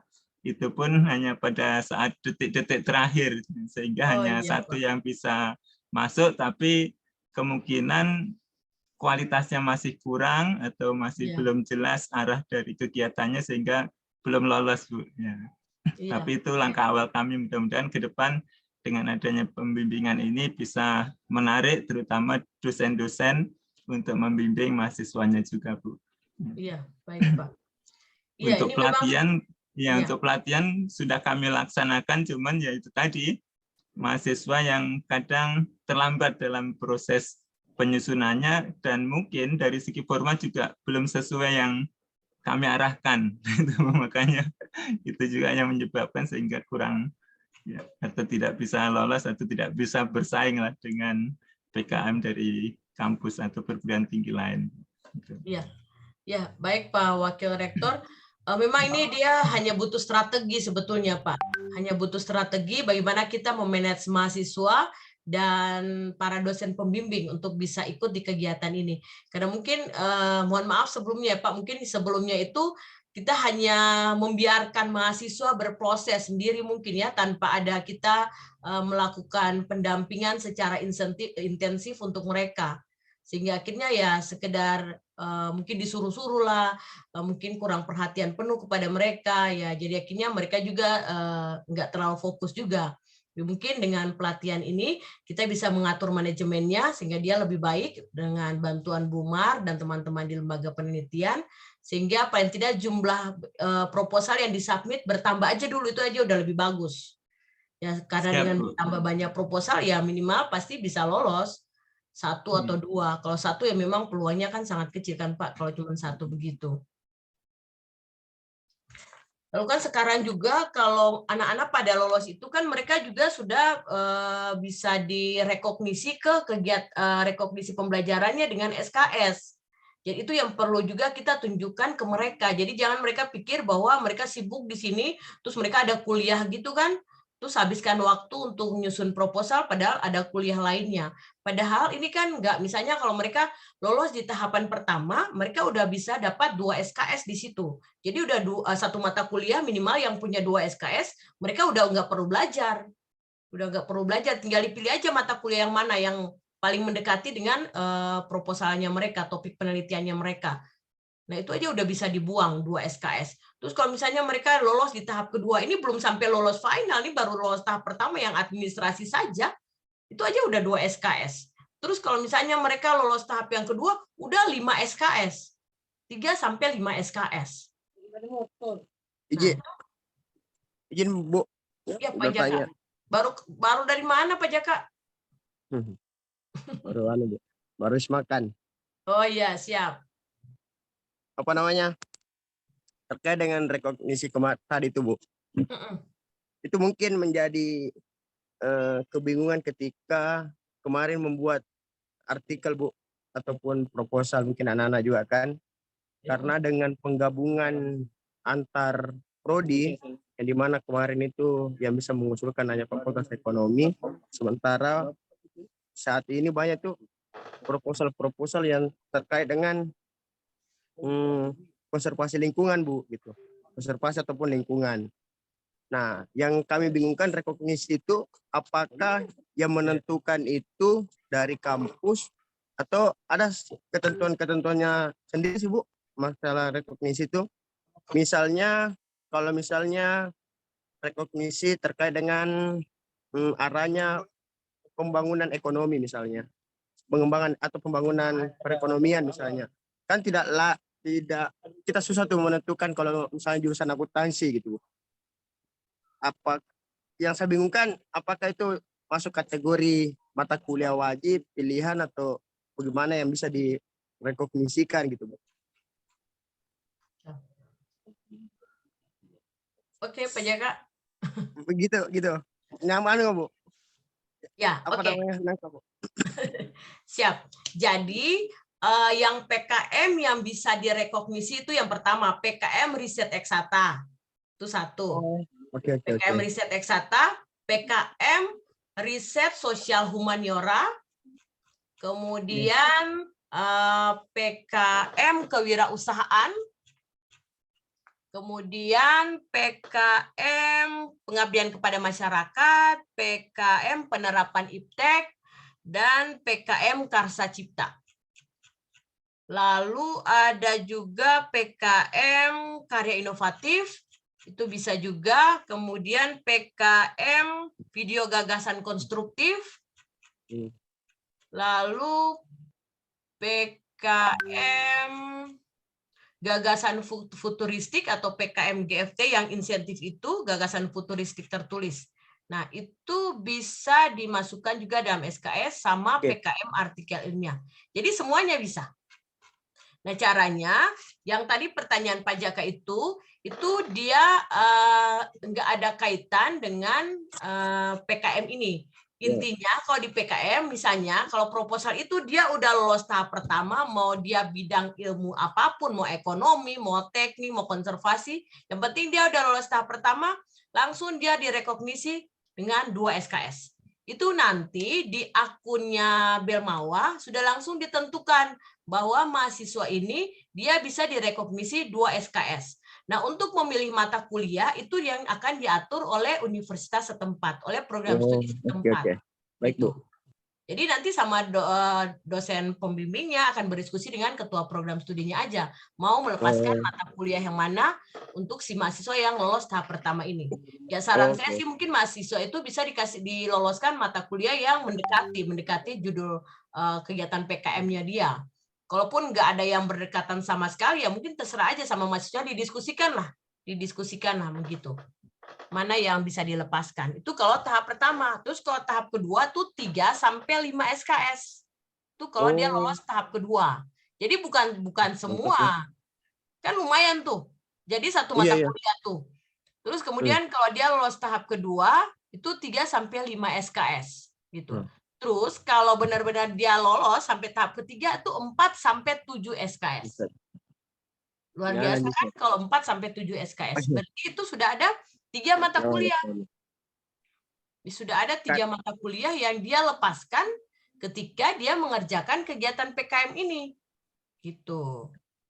Oke. Karena di kegiatan PKM ini kan ada hard skill-nya yang didapat oleh mahasiswa itu dan soft skill-nya. Jadi misalnya kalau hard skill-nya tuh mahasiswa mampu melaksanakan kegiatan dengan metode-metode penelitian atau tahap pelaksanaan penelitian itu secara benar. Terus dia mampu menyusun laporan kegiatan dan memaparkan hasil pelaksanaan kegiatan, terus bikin luaran kegiatan. Itu hard skill yang didapat dari mahasiswa ketika dia mendapat proposal PKM, lolos proposal ini.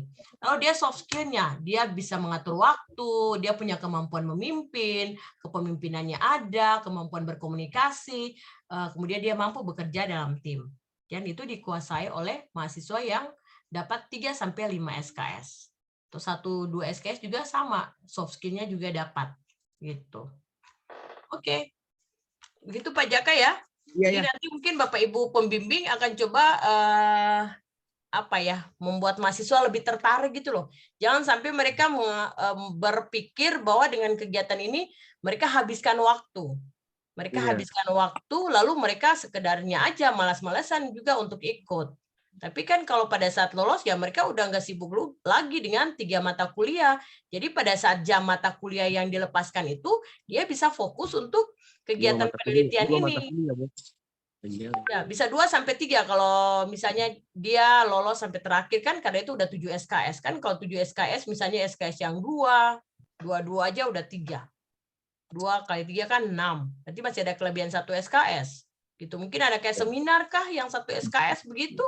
Nah, mungkin dia tidak perlu seminar. Karena kan nanti juga dia kan akan seminar, akan presentasi nih hasil penelitiannya. Nah, mungkin dia ambil seminar aja. Saya nggak tahu kalau di tempat Bapak Ibu seminar ada nggak di SKS kan gitu. Kalau seminar itu 1 SKS. Ya, Pak? Ya, kalau kami 1 paket, Bu. Jadi untuk proses skripsi itu pertama seminar 1, habis itu seminar 2, habis itu seminar 2 atau seminar hasil habis itu baru ujian skripsi, Bu. Itu semuanya berapa SKS, Pak?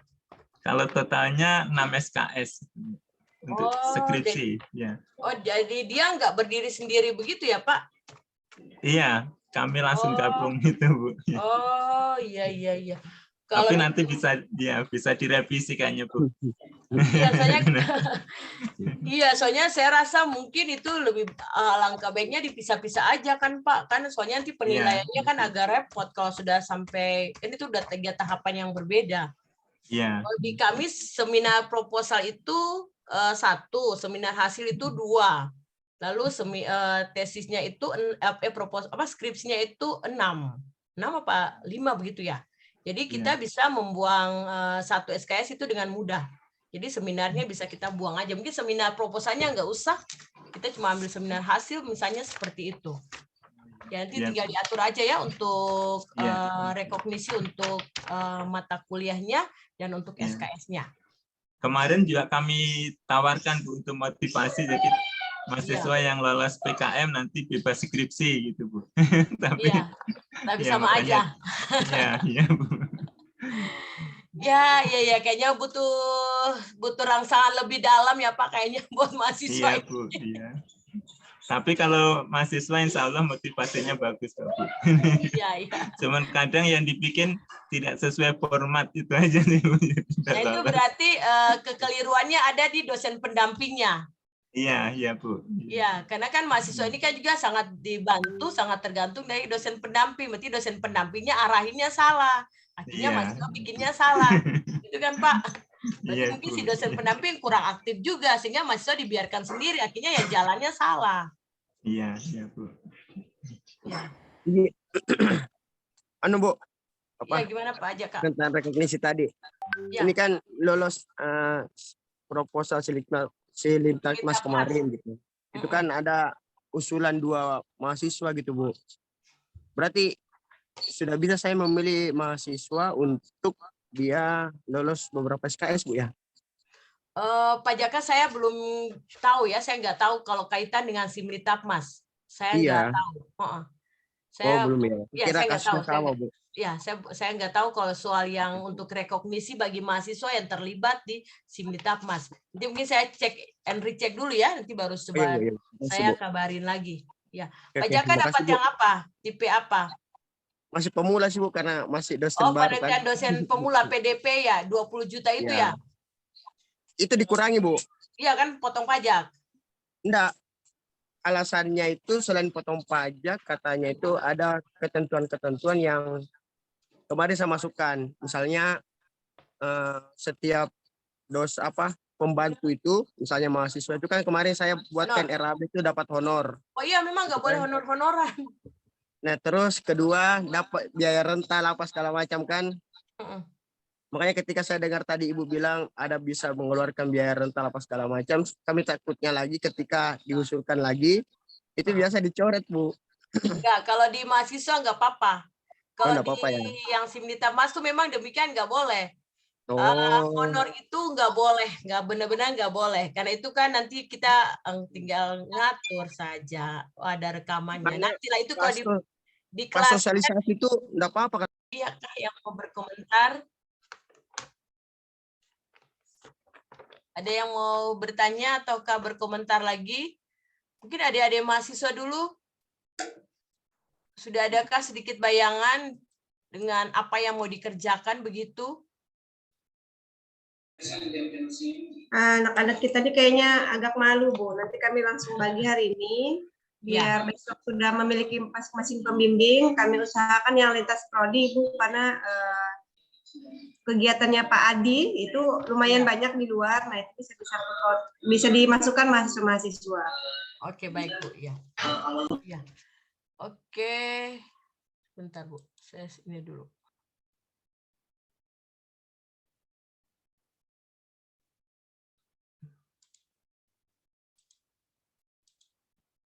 Udah kelihatan kah, Bu? Sudah, Bu. Oke, nah ini yang tadi ditanyakan sama Ibu, apakah ada semacam evaluasi atau enggak gitu ya untuk pelaksanaan kegiatan. Jadi ini nanti ada penilaian kemajuan pelaksanaan PKM atau biasanya kayak kita bilangin monitoring itu atau monef itu. Nah, ada kayak begitu. Ada kayak begitu. Dan biasanya itu dilakukan internal oleh orang universitas satu dan dari orang kementeriannya satu. Dan di situ mahasiswa sudah harus mengisi logbook kegiatan sampai 2 hari menjelang kegiatan Monef. 2 hari paling lambat. Lalu kemudian luaran itu sudah harus tercapai pada saat Monef itu. Karena biasanya antara Monef dan akhir kegiatan itu dia hanya bedanya tuh 2 minggu. Jadi sudah harus benar-benar start awal ketika dapat dana, ketika dapat pengumuman bahwa lolos, itu sebetulnya kita sudah bisa ambil waktu pergi dulu. Kalau kita udah punya uang sedikit gitu loh. Punya uang sendiri kita udah harus jalan aja. Karena kalau mau ikut uangnya turun, kan ada tanda tangan kontraknya, baru nanti pencairan segala, itu kelamaan. Kita habis waktu. Jadi kalau misalnya dosen pembimbingnya atau dari prodinya bisa meminjamkan dulu uangnya, ya mungkin mereka bisa pergi dulu mengerjakan. Kan juga tidak terlalu banyak, kan mungkin bisa pinjamin dulu 1 juta, 2 juta lah begitu untuk mereka bekerja, karena prosesnya itu tidak terlalu lama. Oke.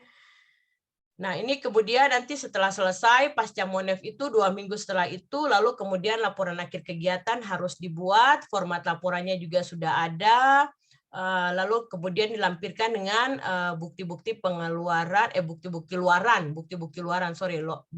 luaran. Luaran itu bisa salah satunya adalah video kegiatan, jadi nanti link YouTube dari video itu, jadi nanti masing-masing kelompok akan bikin akun YouTube-nya, kemudian diposting, lalu kemudian diharapkan harus ada yang mensubscribe atau subscribe atau berlangganan channel YouTube setiap akun mahasiswa itu minimal 100 orang. Jadi si kelompok pada saat Monef dia sudah harus dapat 100 orang yang berlangganan dengan channel YouTube-nya. Dan dikunjungi setiap hari harus ada kunjungan. Jadi dia harus pandai-pandai untuk mengirimkan link YouTube-nya untuk semua grup-grupnya. Pokoknya dia harus benar-benar semua orang membantu dia untuk men-like, men-subscribe, atau memberikan komentar pada akun YouTube-nya. Karena itu adalah salah satu bukti bahwa kegiatan PKM-nya itu benar-benar bermanfaat untuk orang lain. Itu luaran untuk videonya. Begitu ya. Jadi kalau videonya doang yang udah diposting tapi tidak ada yang menonton, tidak ada yang men-like, tidak ada yang men-subscribe, nggak ada yang komentar, nanti kita juga akan dipertanyakan. Berarti kamu punya kegiatan PKM ini dia tidak berdampak apa-apa kepada masyarakat sekitar, kepada masyarakat umum. Nah, itu repot. Ada apa dengan penelitian kamu? Ada apa dengan kegiatan PKM kamu? Nah, bisa ditelusuri lagi, jangan-jangan ada yang salah. Oleh karena itu, kita memang nggak bisa berharap orang lain yang like, men-subscribe, atau mengkomentari video kita. Ya, orang-orang di Berau aja lah, nggak apa-apa. Sama mitranya kita itu. Nanti bisa kirim-kirimlah ke grup-grup yang lain. Yang penting orang di dalam Universitas Berau yang memberikan dukungan kepada kelompok mahasiswa itu. Jadi nanti itu harus dipantau terus ya Bu Mar, kalau misalnya sampai dapat. Oke, nah ini modal dasar penyusunan PKM. Materi ini saya bikin berdasarkan yang saya temui di mahasiswa saya. Kebetulan 3 tahun, yang tahun ini aja nggak sempat kita bikin. 3 tahun 2021, 20 sama 2019 mahasiswa bimbingan saya dapat terus. Jadi kita ada dapat sampai 2. Nah ini yang saya pakai pengalaman saya untuk menulis ini ya. Jadi yang pertama untuk modal dasar itu kita membaca buku panduan itu dan memahaminya benar-benar. Terus kita kasih highlight di buku panduan itu, usahakan kita fotokopi lah.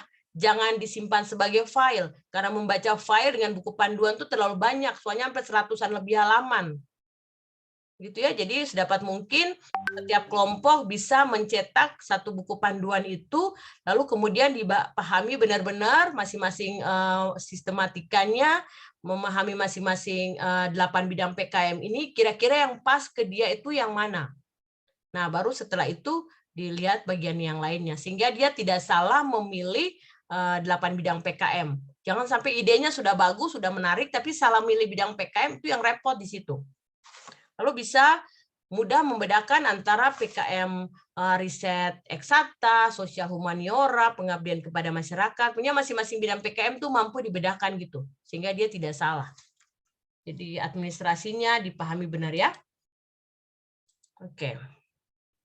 Nah, ini kiat-kiat agar proposal kita lolos ya. Yang pertama, proposalnya harus lengkap sesuai dengan format, jadi diperhatikan tata administrasinya, pengetikannya, huruf-hurufnya. Kadang-kadang kita anggap sepele ya, tapi jumlah huruf, jumlah kata ya, jumlah kata itu sangat diperhatikan juga sama si reviewernya. Biasanya itu misalnya untuk nulis pendahuluannya itu sampai 1000 kata. Gitu ya. Nanti ya ada pertemuan berikutnya. Dan kalau kita melewati itu, biasanya sama reviewer itu mereka punya aplikasi ada untuk menghitung jumlah kata. Jadi ketika proposal dimasukin dalam aplikasi mereka, langsung ketahuan dia kelebihan berapa kata gitu. Oke. Kemudian menggunakan bahasa Indonesia yang baik dan benar, mudah dipahami tata bahasanya, kemudian antara pendahuluan sampai di target luaran semuanya berkesinambungan. Jangan sampai menulisnya tidak sesuai antara judul dengan tujuan sampai dengan metode penelitian ataupun hasil yang didapatkan. Kemudian biaya-biaya RAB yang dibuat juga harus rasional, jangan sampai RAB-nya terlalu berlebihan, yang terbaca bahwa semacam upaya untuk mengambil keuntungan dari pelaksanaan kegiatan PKM. Tetapi buatlah RAB yang dia berpihak kepada mitra atau berpihak kepada pihak ketiga. Walaupun nantinya kita nggak ngasih semua ke pihak ketiganya, tidak dimanfaatkan semua gitu. Oke, nah gimana caranya kita nyari topik? Tadi kan saya sudah jelaskan awal, kita bisa sumber-sumber topiknya dari diskusi internal di tingkat program studi, di tingkat fakultas, kalau enggak ya di program studi aja yang paling lebih mudah, kemudian difasilitasi oleh lembaga penelitian. Kita cari masalah yang paling aktual saat ini di Indonesia dulu. Di Indonesia kira-kira apa? Lalu kemudian kita tarik sampai ke Kalimantan Timur. Masyarakat di Kalimantan Timur ini akhir-akhir ini masalahnya apa ya di bidang perekonomian masyarakat gitu, masalahnya apa? Kemudian di bidang konservasi alam, konservasi hutan, ada masalah apa di Kalimantan Timur? Ada masalah apa di Berau? Yang paling susah sekali dipecahkan sampai hari ini, yang nggak pernah ada jalan keluarnya. Nah, kalau kayak gitu, nah kira-kira kita bisa bikin kegiatan PKM yang mana sebagai solusi untuk mencari masalah yang sedang dihadapi oleh kita di Kalimantan Timur, khususnya kita di Berau ini. Karena itu nantinya kan kita bikin di bagian latar belakang. Nah, kalau kita nggak ada dasar pikirnya, filosofinya nggak kita dapat, maka akan sulit kita menulis latar belakangnya. Jadi harus benar-benar cari masalah aktual yang lagi hangat, yang lagi bermasalah di Berau saat ini. Mungkin lagi kelangkaan minyak tanah misalnya, atau banyak pepohonan yang mati misalnya, terkena serangan hama penyakit misalnya, atau banjir yang terus-menerus terjadi di Berau, atau apalah begitu masalah-masalah yang lagi hangat. Mungkin baca koran, bisa lihat TV, lihat perkembangan-perkembangan di kabupaten. Begitu ya. Tapi itu semua harus bermanfaat untuk masyarakat dalam bentuk solusi nantinya yang akan ditawarkan. Karena PKM ini adalah bagian dari sebetulnya upaya pengabdian kepada masyarakat. Jadi dia harus benar-benar ke masyarakat. Sebetulnya yang dipahami oleh masyarakat, oleh kementerian ini adalah bukan saja kita dosen dan mahasiswa ya, bukan saja orang luar, tapi juga termasuk kita dosen dan mahasiswa. Tetapi takutnya adalah si reviewer ini yang memeriksa ini beranggapan bahwa masyarakat itu adalah orang di luar kampus. Karena kedapatan kami begitu. Jadi untuk lebih amannya adalah kita berpikirnya bahwa masyarakat itu adalah bukan dosen dan bukan mahasiswa deh. Itu lebih amannya. Jadi kita berpikirnya adalah masyarakat ini adalah orang luar aja. Tapi sebetulnya di napasnya PKM ini, masyarakat itu termasuk adalah dosen dan mahasiswa. Tetapi takutnya itu si reviewer memandang bahwa masyarakat ini adalah orang luar.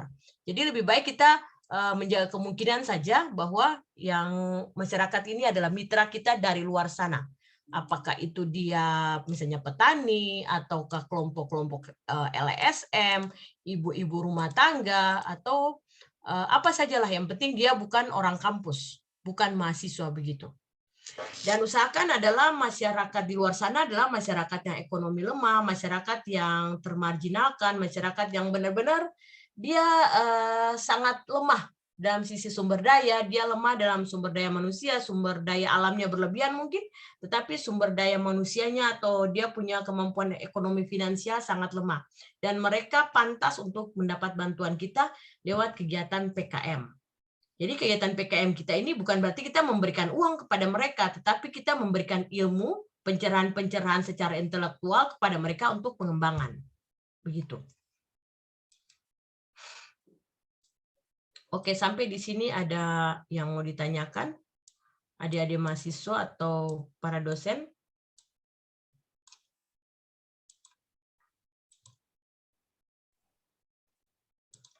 Oh ya, Bu Mar, nanti jangan lupa absensinya itu saya juga ngisi ya. Nanti minta link hari pertama. Atau enggak, nanti tambahin nama saya aja. Karena absensi itu juga termasuk saya di dalamnya.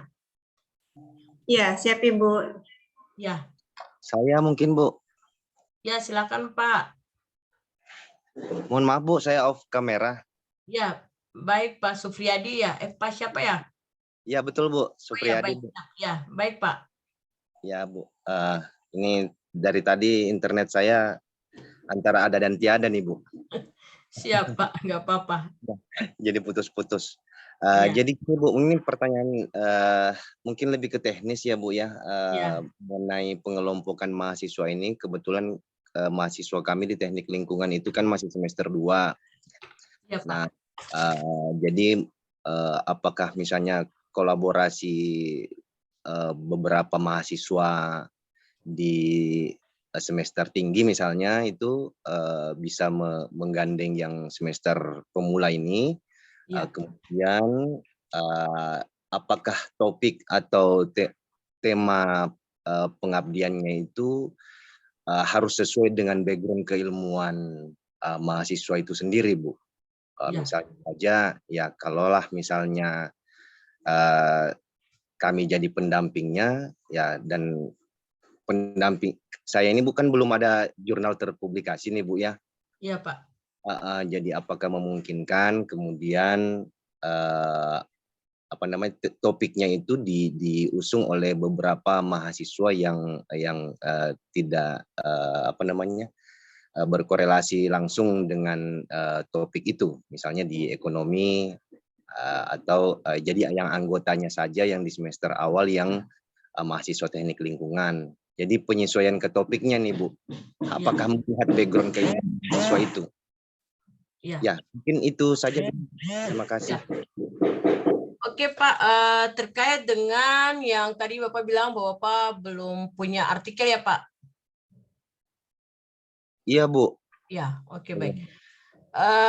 Sebetulnya nggak wajib sih, nggak wajib. Cuma pada saat menulis CV itu, pada saat kan nanti ada CV-nya dosen pendamping juga kan ya, itu juga ada penilaian terhadap rekam jejak dari dosen pendampingnya.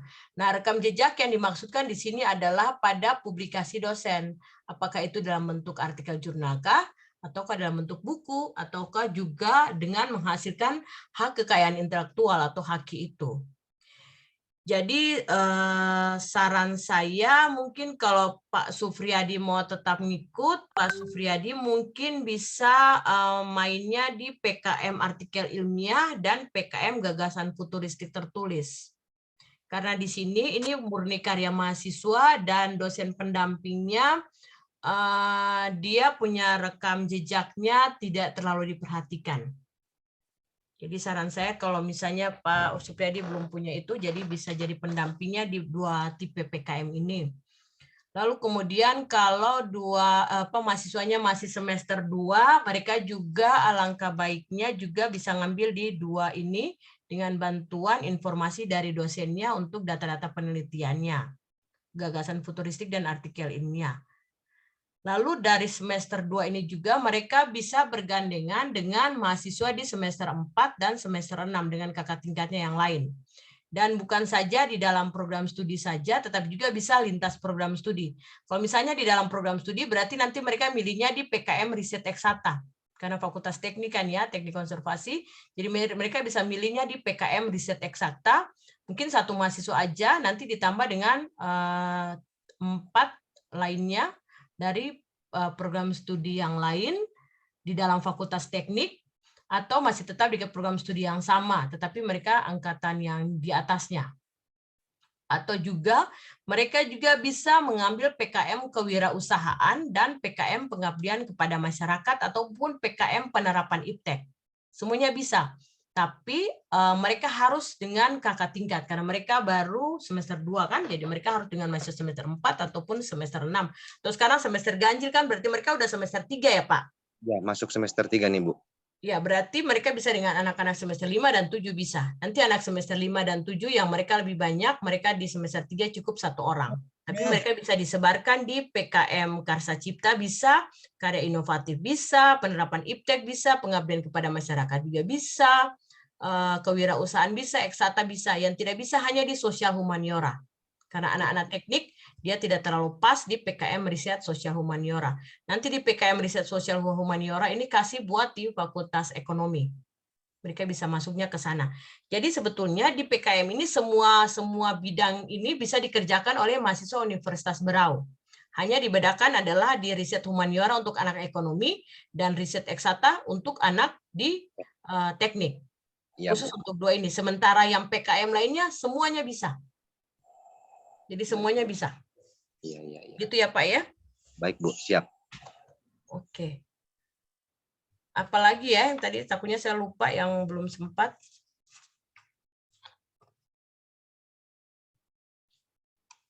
Udah Pak Sufriyadi? Ataukah ada yang masih kurang? Cukup, Bu. Iya. Terima kasih. Iya, oke baik, Pak. Nanti mungkin pada saat pertemuan berikut, Bu Maran, kawan-kawan sudah bisa menunjukkan tipe-tipe pembagian kelompok itu ya, supaya mungkin kita bisa lebih berdiskusi lebih intensif lagi begitulah kelompok, dan kemudian bisa berdiskusi soal judul-judulnya, topik-topiknya. Itu jauh lebih menarik. Ya, siap Ibu. Habis ini kita langsung bagi, Ibu. Ya. Oke, kemudian kita lanjut ya Bapak Ibu ya, tinggal berapa menit ini Bu? 15 menit lagi, Bu. Oh iya, soalnya ini saya mau ke kampus, ada sosialisasi MBKM, soalnya saya tim MBKM di universitas juga kan. Kalau dari Berau ada yang lolos MBKM nggak? Duta Kampus Merdeka nggak? Maksudnya Duta Kampus Merdeka, yang dosennya. Dosen. Yang kan pas tahun kemarin kan ada rekrutmen untuk jadi Duta Kampus Merdeka itu loh Bu. DKM. Iya, kalau di MBKM kami belum ada yang jadi duta kampus baik ini. Tapi untuk kurikulumnya sudah menang tahun lalu. Kurikulumnya harus jalan. Ya nanti kalau pas saya ke sana nanti mungkin kita bisa sedikit berbagi soal ini ya, kegiatan-kegiatan implementasi MBKM untuk flagship-nya kan ada 8 flagship-nya yang harus dikerjakan oleh mahasiswa juga kan. Nanti bisa ambil waktu. Ya, kalau pengalaman tahun lalu itu ada 2 prodi, akuntansi sama ekonomi pembangunan, Ibu. Jadi mahasiswa ekonomi pembangunan itu 6 bulan di kampus mengajar. Bangun Desa, Bu. Bangun Desa. Oh iya. Iya, bagus. Nama programnya apa saya lupa. Kalau yang akuntansi itu yang kemanusiaan, Bu, kemanusiaan. Oh iya. Iya. Pokoknya itu dari kan ada 8 flagship di MBKM. Iya, betul, Bu. Nah, iya. Ya itu untuk mahasiswa, cuman yang untuk dosen ini kan yang di kampus mengajar dan Duta Kampus Merdeka. Itu yang dosen semacam ya dosen pendamping lah begitu. Dan kebetulan saya di Duta Kampus Merdekanya ini baru pengumuman aja sih, untuk yang kita lolos tuh baru ada 1,5 bulan ini. Jadi masing-masing provinsi dan masing-masing perguruan tinggi gitu. Oh ini, sepertinya baru tahu info itu Bu. Di kampus kami kayaknya belum ada, atau mungkin kami yang masih kekurangan informasi. Ya itu nanti yang penting rajin-rajin ngebuka website Kampus Merdeka. Iya MBKM ya Bu ya, saya ada. Iya betul. Ya itu pokoknya rajin-rajin membuka itu aja. Lalu kadang-kadang kan kita juga ada jarang juga kan ada semacam surat-surat pemberitahuan itu kan jarang. Jadi memang kita yang harus lebih proaktif membuka website-website seperti itu. Iya betul, kurang informasi betul Bu. Iya, jadi memang kita harus yang proaktif. Ya, kemudian kan sebenarnya banyak yang iya, jadi di Direktorat Sumber Daya untuk yang kayak kegiatan ini kan juga banyak, termasuk di dalam data sharing ini kan, itu kan di Direktorat Sumber Daya. Kita harus rajin-rajin buka websitenya Sumber Daya juga kan. Kemarin tuh ada banyak kan, selain ini ada juga yang banyak. Ikut enggak? Yang ada magang-magang juga.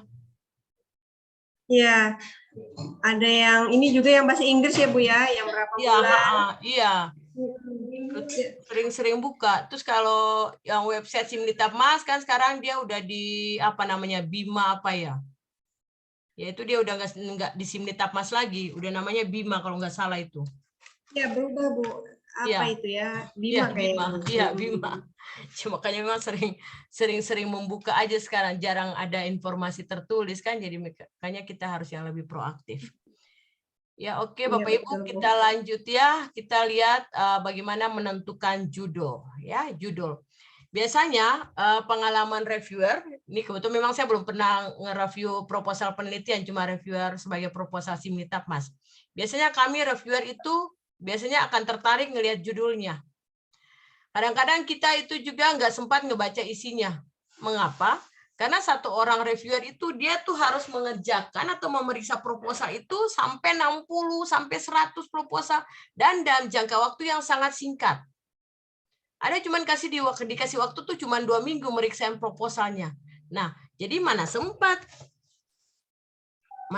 kita memeriksa proposal itu.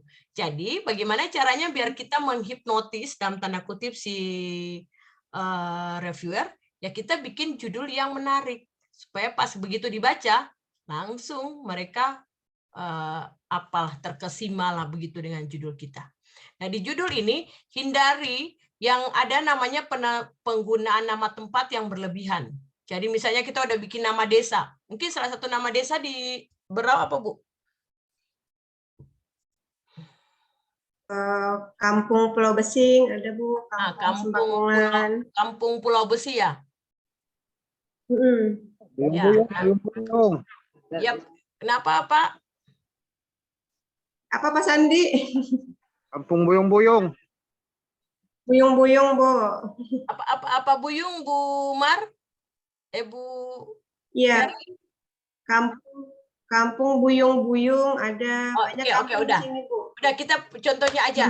Misalnya kita bikin judul misalnya upaya konservasi satwa di Kampung Buyung-buyung, Kabupaten Berau, Kalimantan Timur.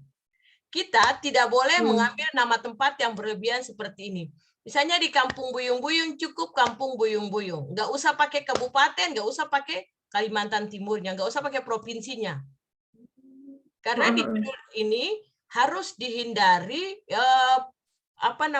penonjolan yang berlebihan untuk sesuatu hal. Jadi nama tempat nggak usah. Lalu tidak boleh ada rumus di judul. Tidak boleh ada singkatan di judul. Itu nggak boleh ada. Lalu kemudian ketika kita kan sudah memilih program PKM yang mana, PKM bidang yang mana yang akan kita pilih, berarti judulnya juga harus disesuaikan dengan nafasnya itu, model atau bidang PKM itu. Jangan sampai kita misalnya pilihnya kewirausahaan, tahu-taunya judulnya lebih cenderung ke riset eksata misalnya. Atau kita milihnya ke pengabdian kepada masyarakat, tahunya itu adalah di riset. Gitu ya. Jadi memang benar-benar judulnya harus spesifik, namun juga jangan sampai tidak mengesankan atau tidak ada hubungan dengan bidang PKM yang akan kita pilih. Begitu. Karena apalagi antara riset, penelitian, dan pengabdian itu kan nggak berbeda jauh kan. Jadi takut-takutnya salah membuat persepsi. Judulnya udah bagus, tahu-taunya pas dibaca, sempat dibaca ya, takutnya ada juga reviewer yang sempat membaca, dia nggak ada benang merahnya. Nah, repot juga di situ. Oke. Nah, kemudian berikutnya latar belakang. Bagaimana caranya kita menuliskan latar belakang? Nah, di latar belakang itu, yang pertama kita harus menulis mengapa sampai kita perlu melaksanakan kegiatan PKM itu. Kegiatan PKM ini yang kita pilih misalnya riset eksata. Nah, mengapa kita perlu melaksanakan kegiatan riset eksata, di mana, lalu kemudian mengapa kita perlu melaksanakan di lokasi itu. Ada apa di lokasi itu? Dan tujuan yang akan kita capai dari PKM di lokasi itu apa? Apa manfaatnya yang akan dicapai oleh masyarakat di situ? Nah, ini yang harus kita punya kemampuan menulis latar belakang ini harus benar-benar bagus ya. Jangan sampai kita membuat latar belakang yang tidak membuat terkesima si reviewer. Reviewer itu ya tadi saya bilang, paling kita bacanya kuat-kuat baca ya judul, kemudian latar belakang sedikit lah, sama luaran. Kayaknya kadang-kadang begitu aja. Kalau misalnya pas dia udah kelelahan, ya dia udah nggak baca lagi. Dia cuma lihat judul doang, dia nggak lihat lain-lainnya. Karena satu orang reviewer tuh dia meriksanya banyak, dan dia diberikan waktu yang sangat terbatas. Oke, nah kemudian di perumusan masalah. Di perumusan masalah ini, kita harus benar-benar bisa mencari masalah apa yang terjadi di lokasi atau di mitra di mana kita akan melaksanakan kegiatan PKM itu. Ada apa di mitra itu? Ada apa di lokasi itu? Ada apa di tempat itu? Begitu. Lalu misalnya sudah tahu ada apanya di sana, lalu bagaimana? Apa yang bisa kita kerjakan untuk mereka? Lalu solusi yang kita tawarkan untuk dilaksanakan di lokasi mitra atau di tempat di mana kita akan melaksanakan kegiatan-kegiatan riset itu. Oke, adakah yang sudah mulai berpikir kira-kira ide penelitian apa yang mau dikerjakan? Ini sudah harus ada ide-ide itu ya, jangan sampai ada yang sama ya, jangan sampai ada ide penelitian yang sama khususnya yang dalam satu fakultas. Lalu kalau udah ada ide yang sama ya kerepotan juga. Kita akan kesulitan untuk menentukan tim, akan kesulitan menentukan topik. Lalu kalau misalnya masing-masing mengklaim bahwa dia yang lebih berhak untuk mengerjakan penelitian ini, nah kita akan kesulitan di situ. Siap, Ibu.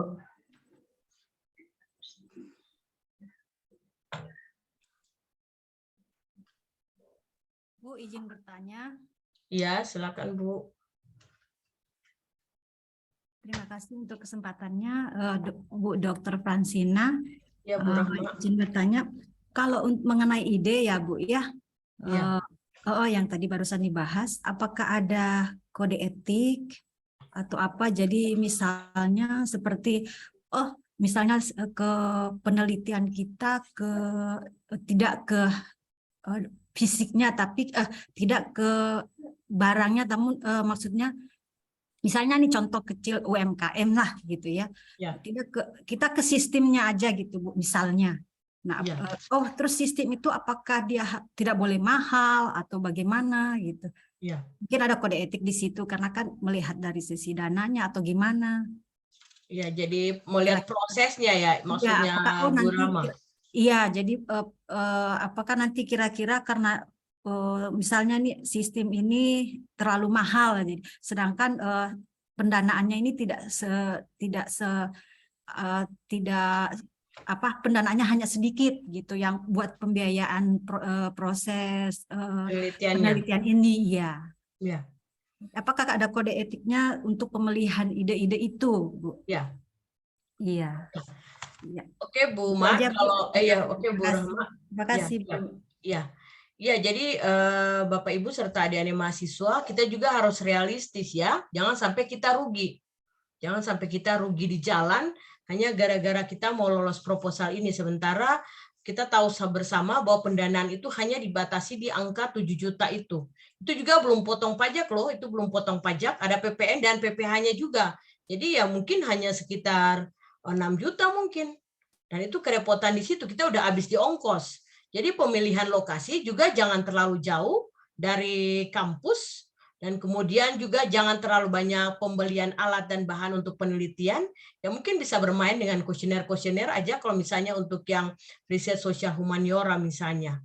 Lalu kemudian misalnya untuk yang Bu Rahma tadi, tidak apa-apa, tidak harus selamanya penelitian dengan menggunakan alat-alat yang butuh pengeluaran yang banyak, atau penelitian terhadap sesuatu benda, tidak juga.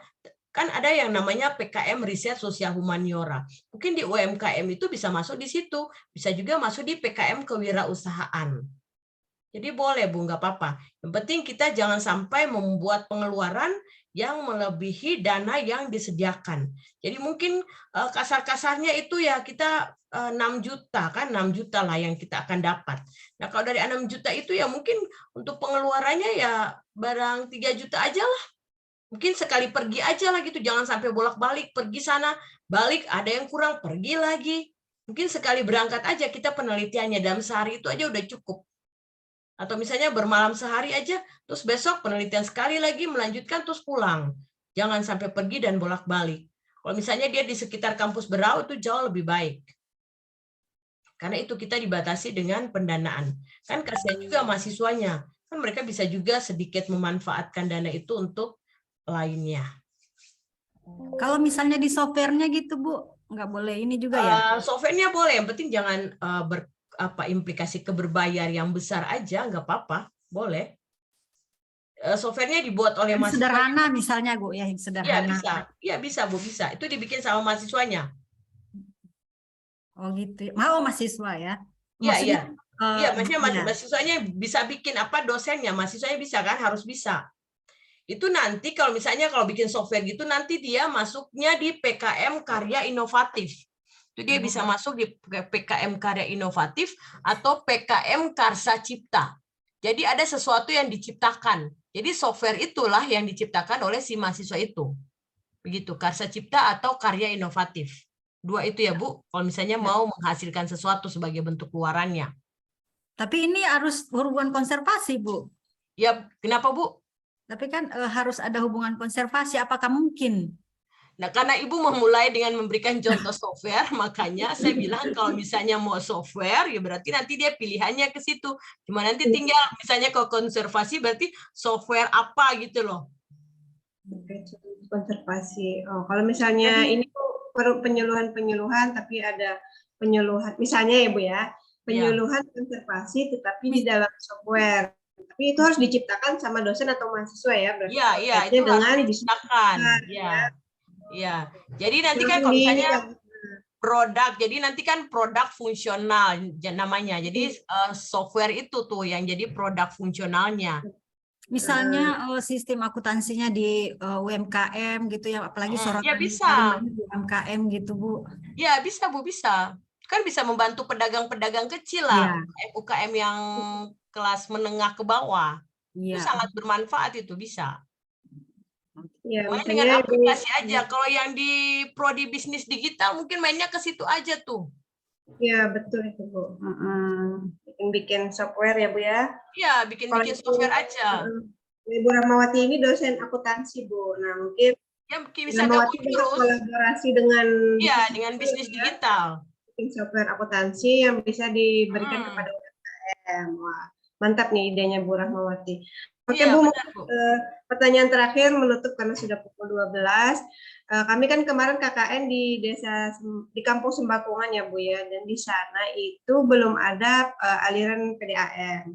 Nah jadi masyarakat di sana diberikan bantuan oleh perusahaan brokol itu semacam alat, cuman airnya diambil dari sungai. Nah, jadi ada sebelumnya itu ada anak-anak KKN yang memberikan penyuluhan berupa ini, bikin filter air, Ibu. Nah, tapi kan hanya beberapa masyarakat rumah tangga yang mendapatkan. Apakah yang ide seperti itu boleh kami kelola dan nanti dimodifikasi, Ibu? Iya, bisa. Bisa, Bu. Kan itu betul-betul bermanfaat untuk masyarakat di sana. Iya, bisa. Nanti bisa masuknya di PKM Pengabdian Masyarakat. Nanti harus dibikin buku pedomannya. Oh ya. Ya, bagaimana masyarakat. Berarti luarannya itu buku pedoman. Luarannya itu buku pedoman itu, sama pembuktiannya di video. Buku pedoman pembuatan filter air ya Bu ya? Iya. Oh siap. Oh jadi itu teknisnya yang langsung. Itu juga bisa di situ, bisa di penerapan iptek bisa, penerapan karya cipta juga bisa. Hampir semuanya bisa masuk. Tinggal nanti pilih aja. Ya, mau fokusnya lebih pas yang kemana? Ya, karena kan ada Ibu dari dosen teknik lingkungan nih, wah. Ya, bisa gabung terus. Iya. Eksekusinya. Iya. Untuk yang kalau mau ini yang lintas bidang, nanti ada yang dari ekonomi yang memasarkan ya Bu ya. Iya, betul. Jadi jadi satu ide itu sebenarnya bisa dipecah beberapa ya Bu. Iya, betul Bu. Bisa-bisanya kita aja. Jadi lebih fokus juga. Kegiatannya lebih fokus. Ya biar sekali kalau pas lolos biar sekali pergi aja semuanya kan tinggal pengeluarannya jadi berkurang. Iya betul Ibu. Iya. Jadi bisa-bisa kita membaca peluang ya Bu ya. Iya. Jadi tidak usah banyak menyebar ke segala arah. Mungkin bisa cari ada satu desa binaan lah begitu misalnya, satu lokasi binaan tuh tinggal dikeroyokin aja di situ semuanya. Oh iya. Jadi walaupun misalkan Ibu 10 proposal tapi desanya sama, ada masalah ya? Desanya nggak apa-apa. Oh iya, jadi lebih tepat sasaran juga ya Bu ya untuk kegiatannya. Iya Bu. Oke, baik. Itu mungkin tadi pertanyaan terakhir Ibu karena sudah pukul 12 saya mengingatkan. Nah, Ibu Merlinya tidak bisa untuk menutup kegiatan. Baiklah, mungkin ada kata-kata penutup buat kegiatan hari ini Ibu sebelum kita dokumentasi. Oke, baik Bu Mar, saya sih berharap aja ya bahwa semangat bersama ya, saya dan Bapak Ibu serta adik-adik mahasiswa ini bisa terus kita jaga dan kita tingkatkan supaya paling tidak rencana besar kita untuk menghasilkan proposal sebagai bagian dari luaran program data sharing bisa dapat. Lalu kemudian juga keinginan lainnya adalah kita bisa lolos bersama gitu ya, untuk PKM di tahun 2023. Saya sih harapannya begitu. Yang penting semangat ini terus kita jaga dan kita tingkatkan aja. Kita bisa lebih fokus lagi aja belajar dari yang tahun sebelumnya, mengapa belum bisa lolos. Mungkin begitu. Ya, baiklah, dengan berakhirnya sesi penutup dari Ibu Francina, saya izin kepada Bapak Ibu dan adik-adik mahasiswa untuk meng-on-kan kamera karena kita mau sesi dokumentasi, karena ini kegiatannya kita semuanya dibiayai oleh LPDP dan memerlukan sesi dokumentasi. Jadi kami mohon kepada Bapak Ibu agar mengaktifkan kamera. Baik, saya hitung ya. 1, mohon senyum, 1, 2, 3. Oke, sebentar, saya copy dulu fotonya. Lagi, 1, 2, 3. Sekali lagi ya.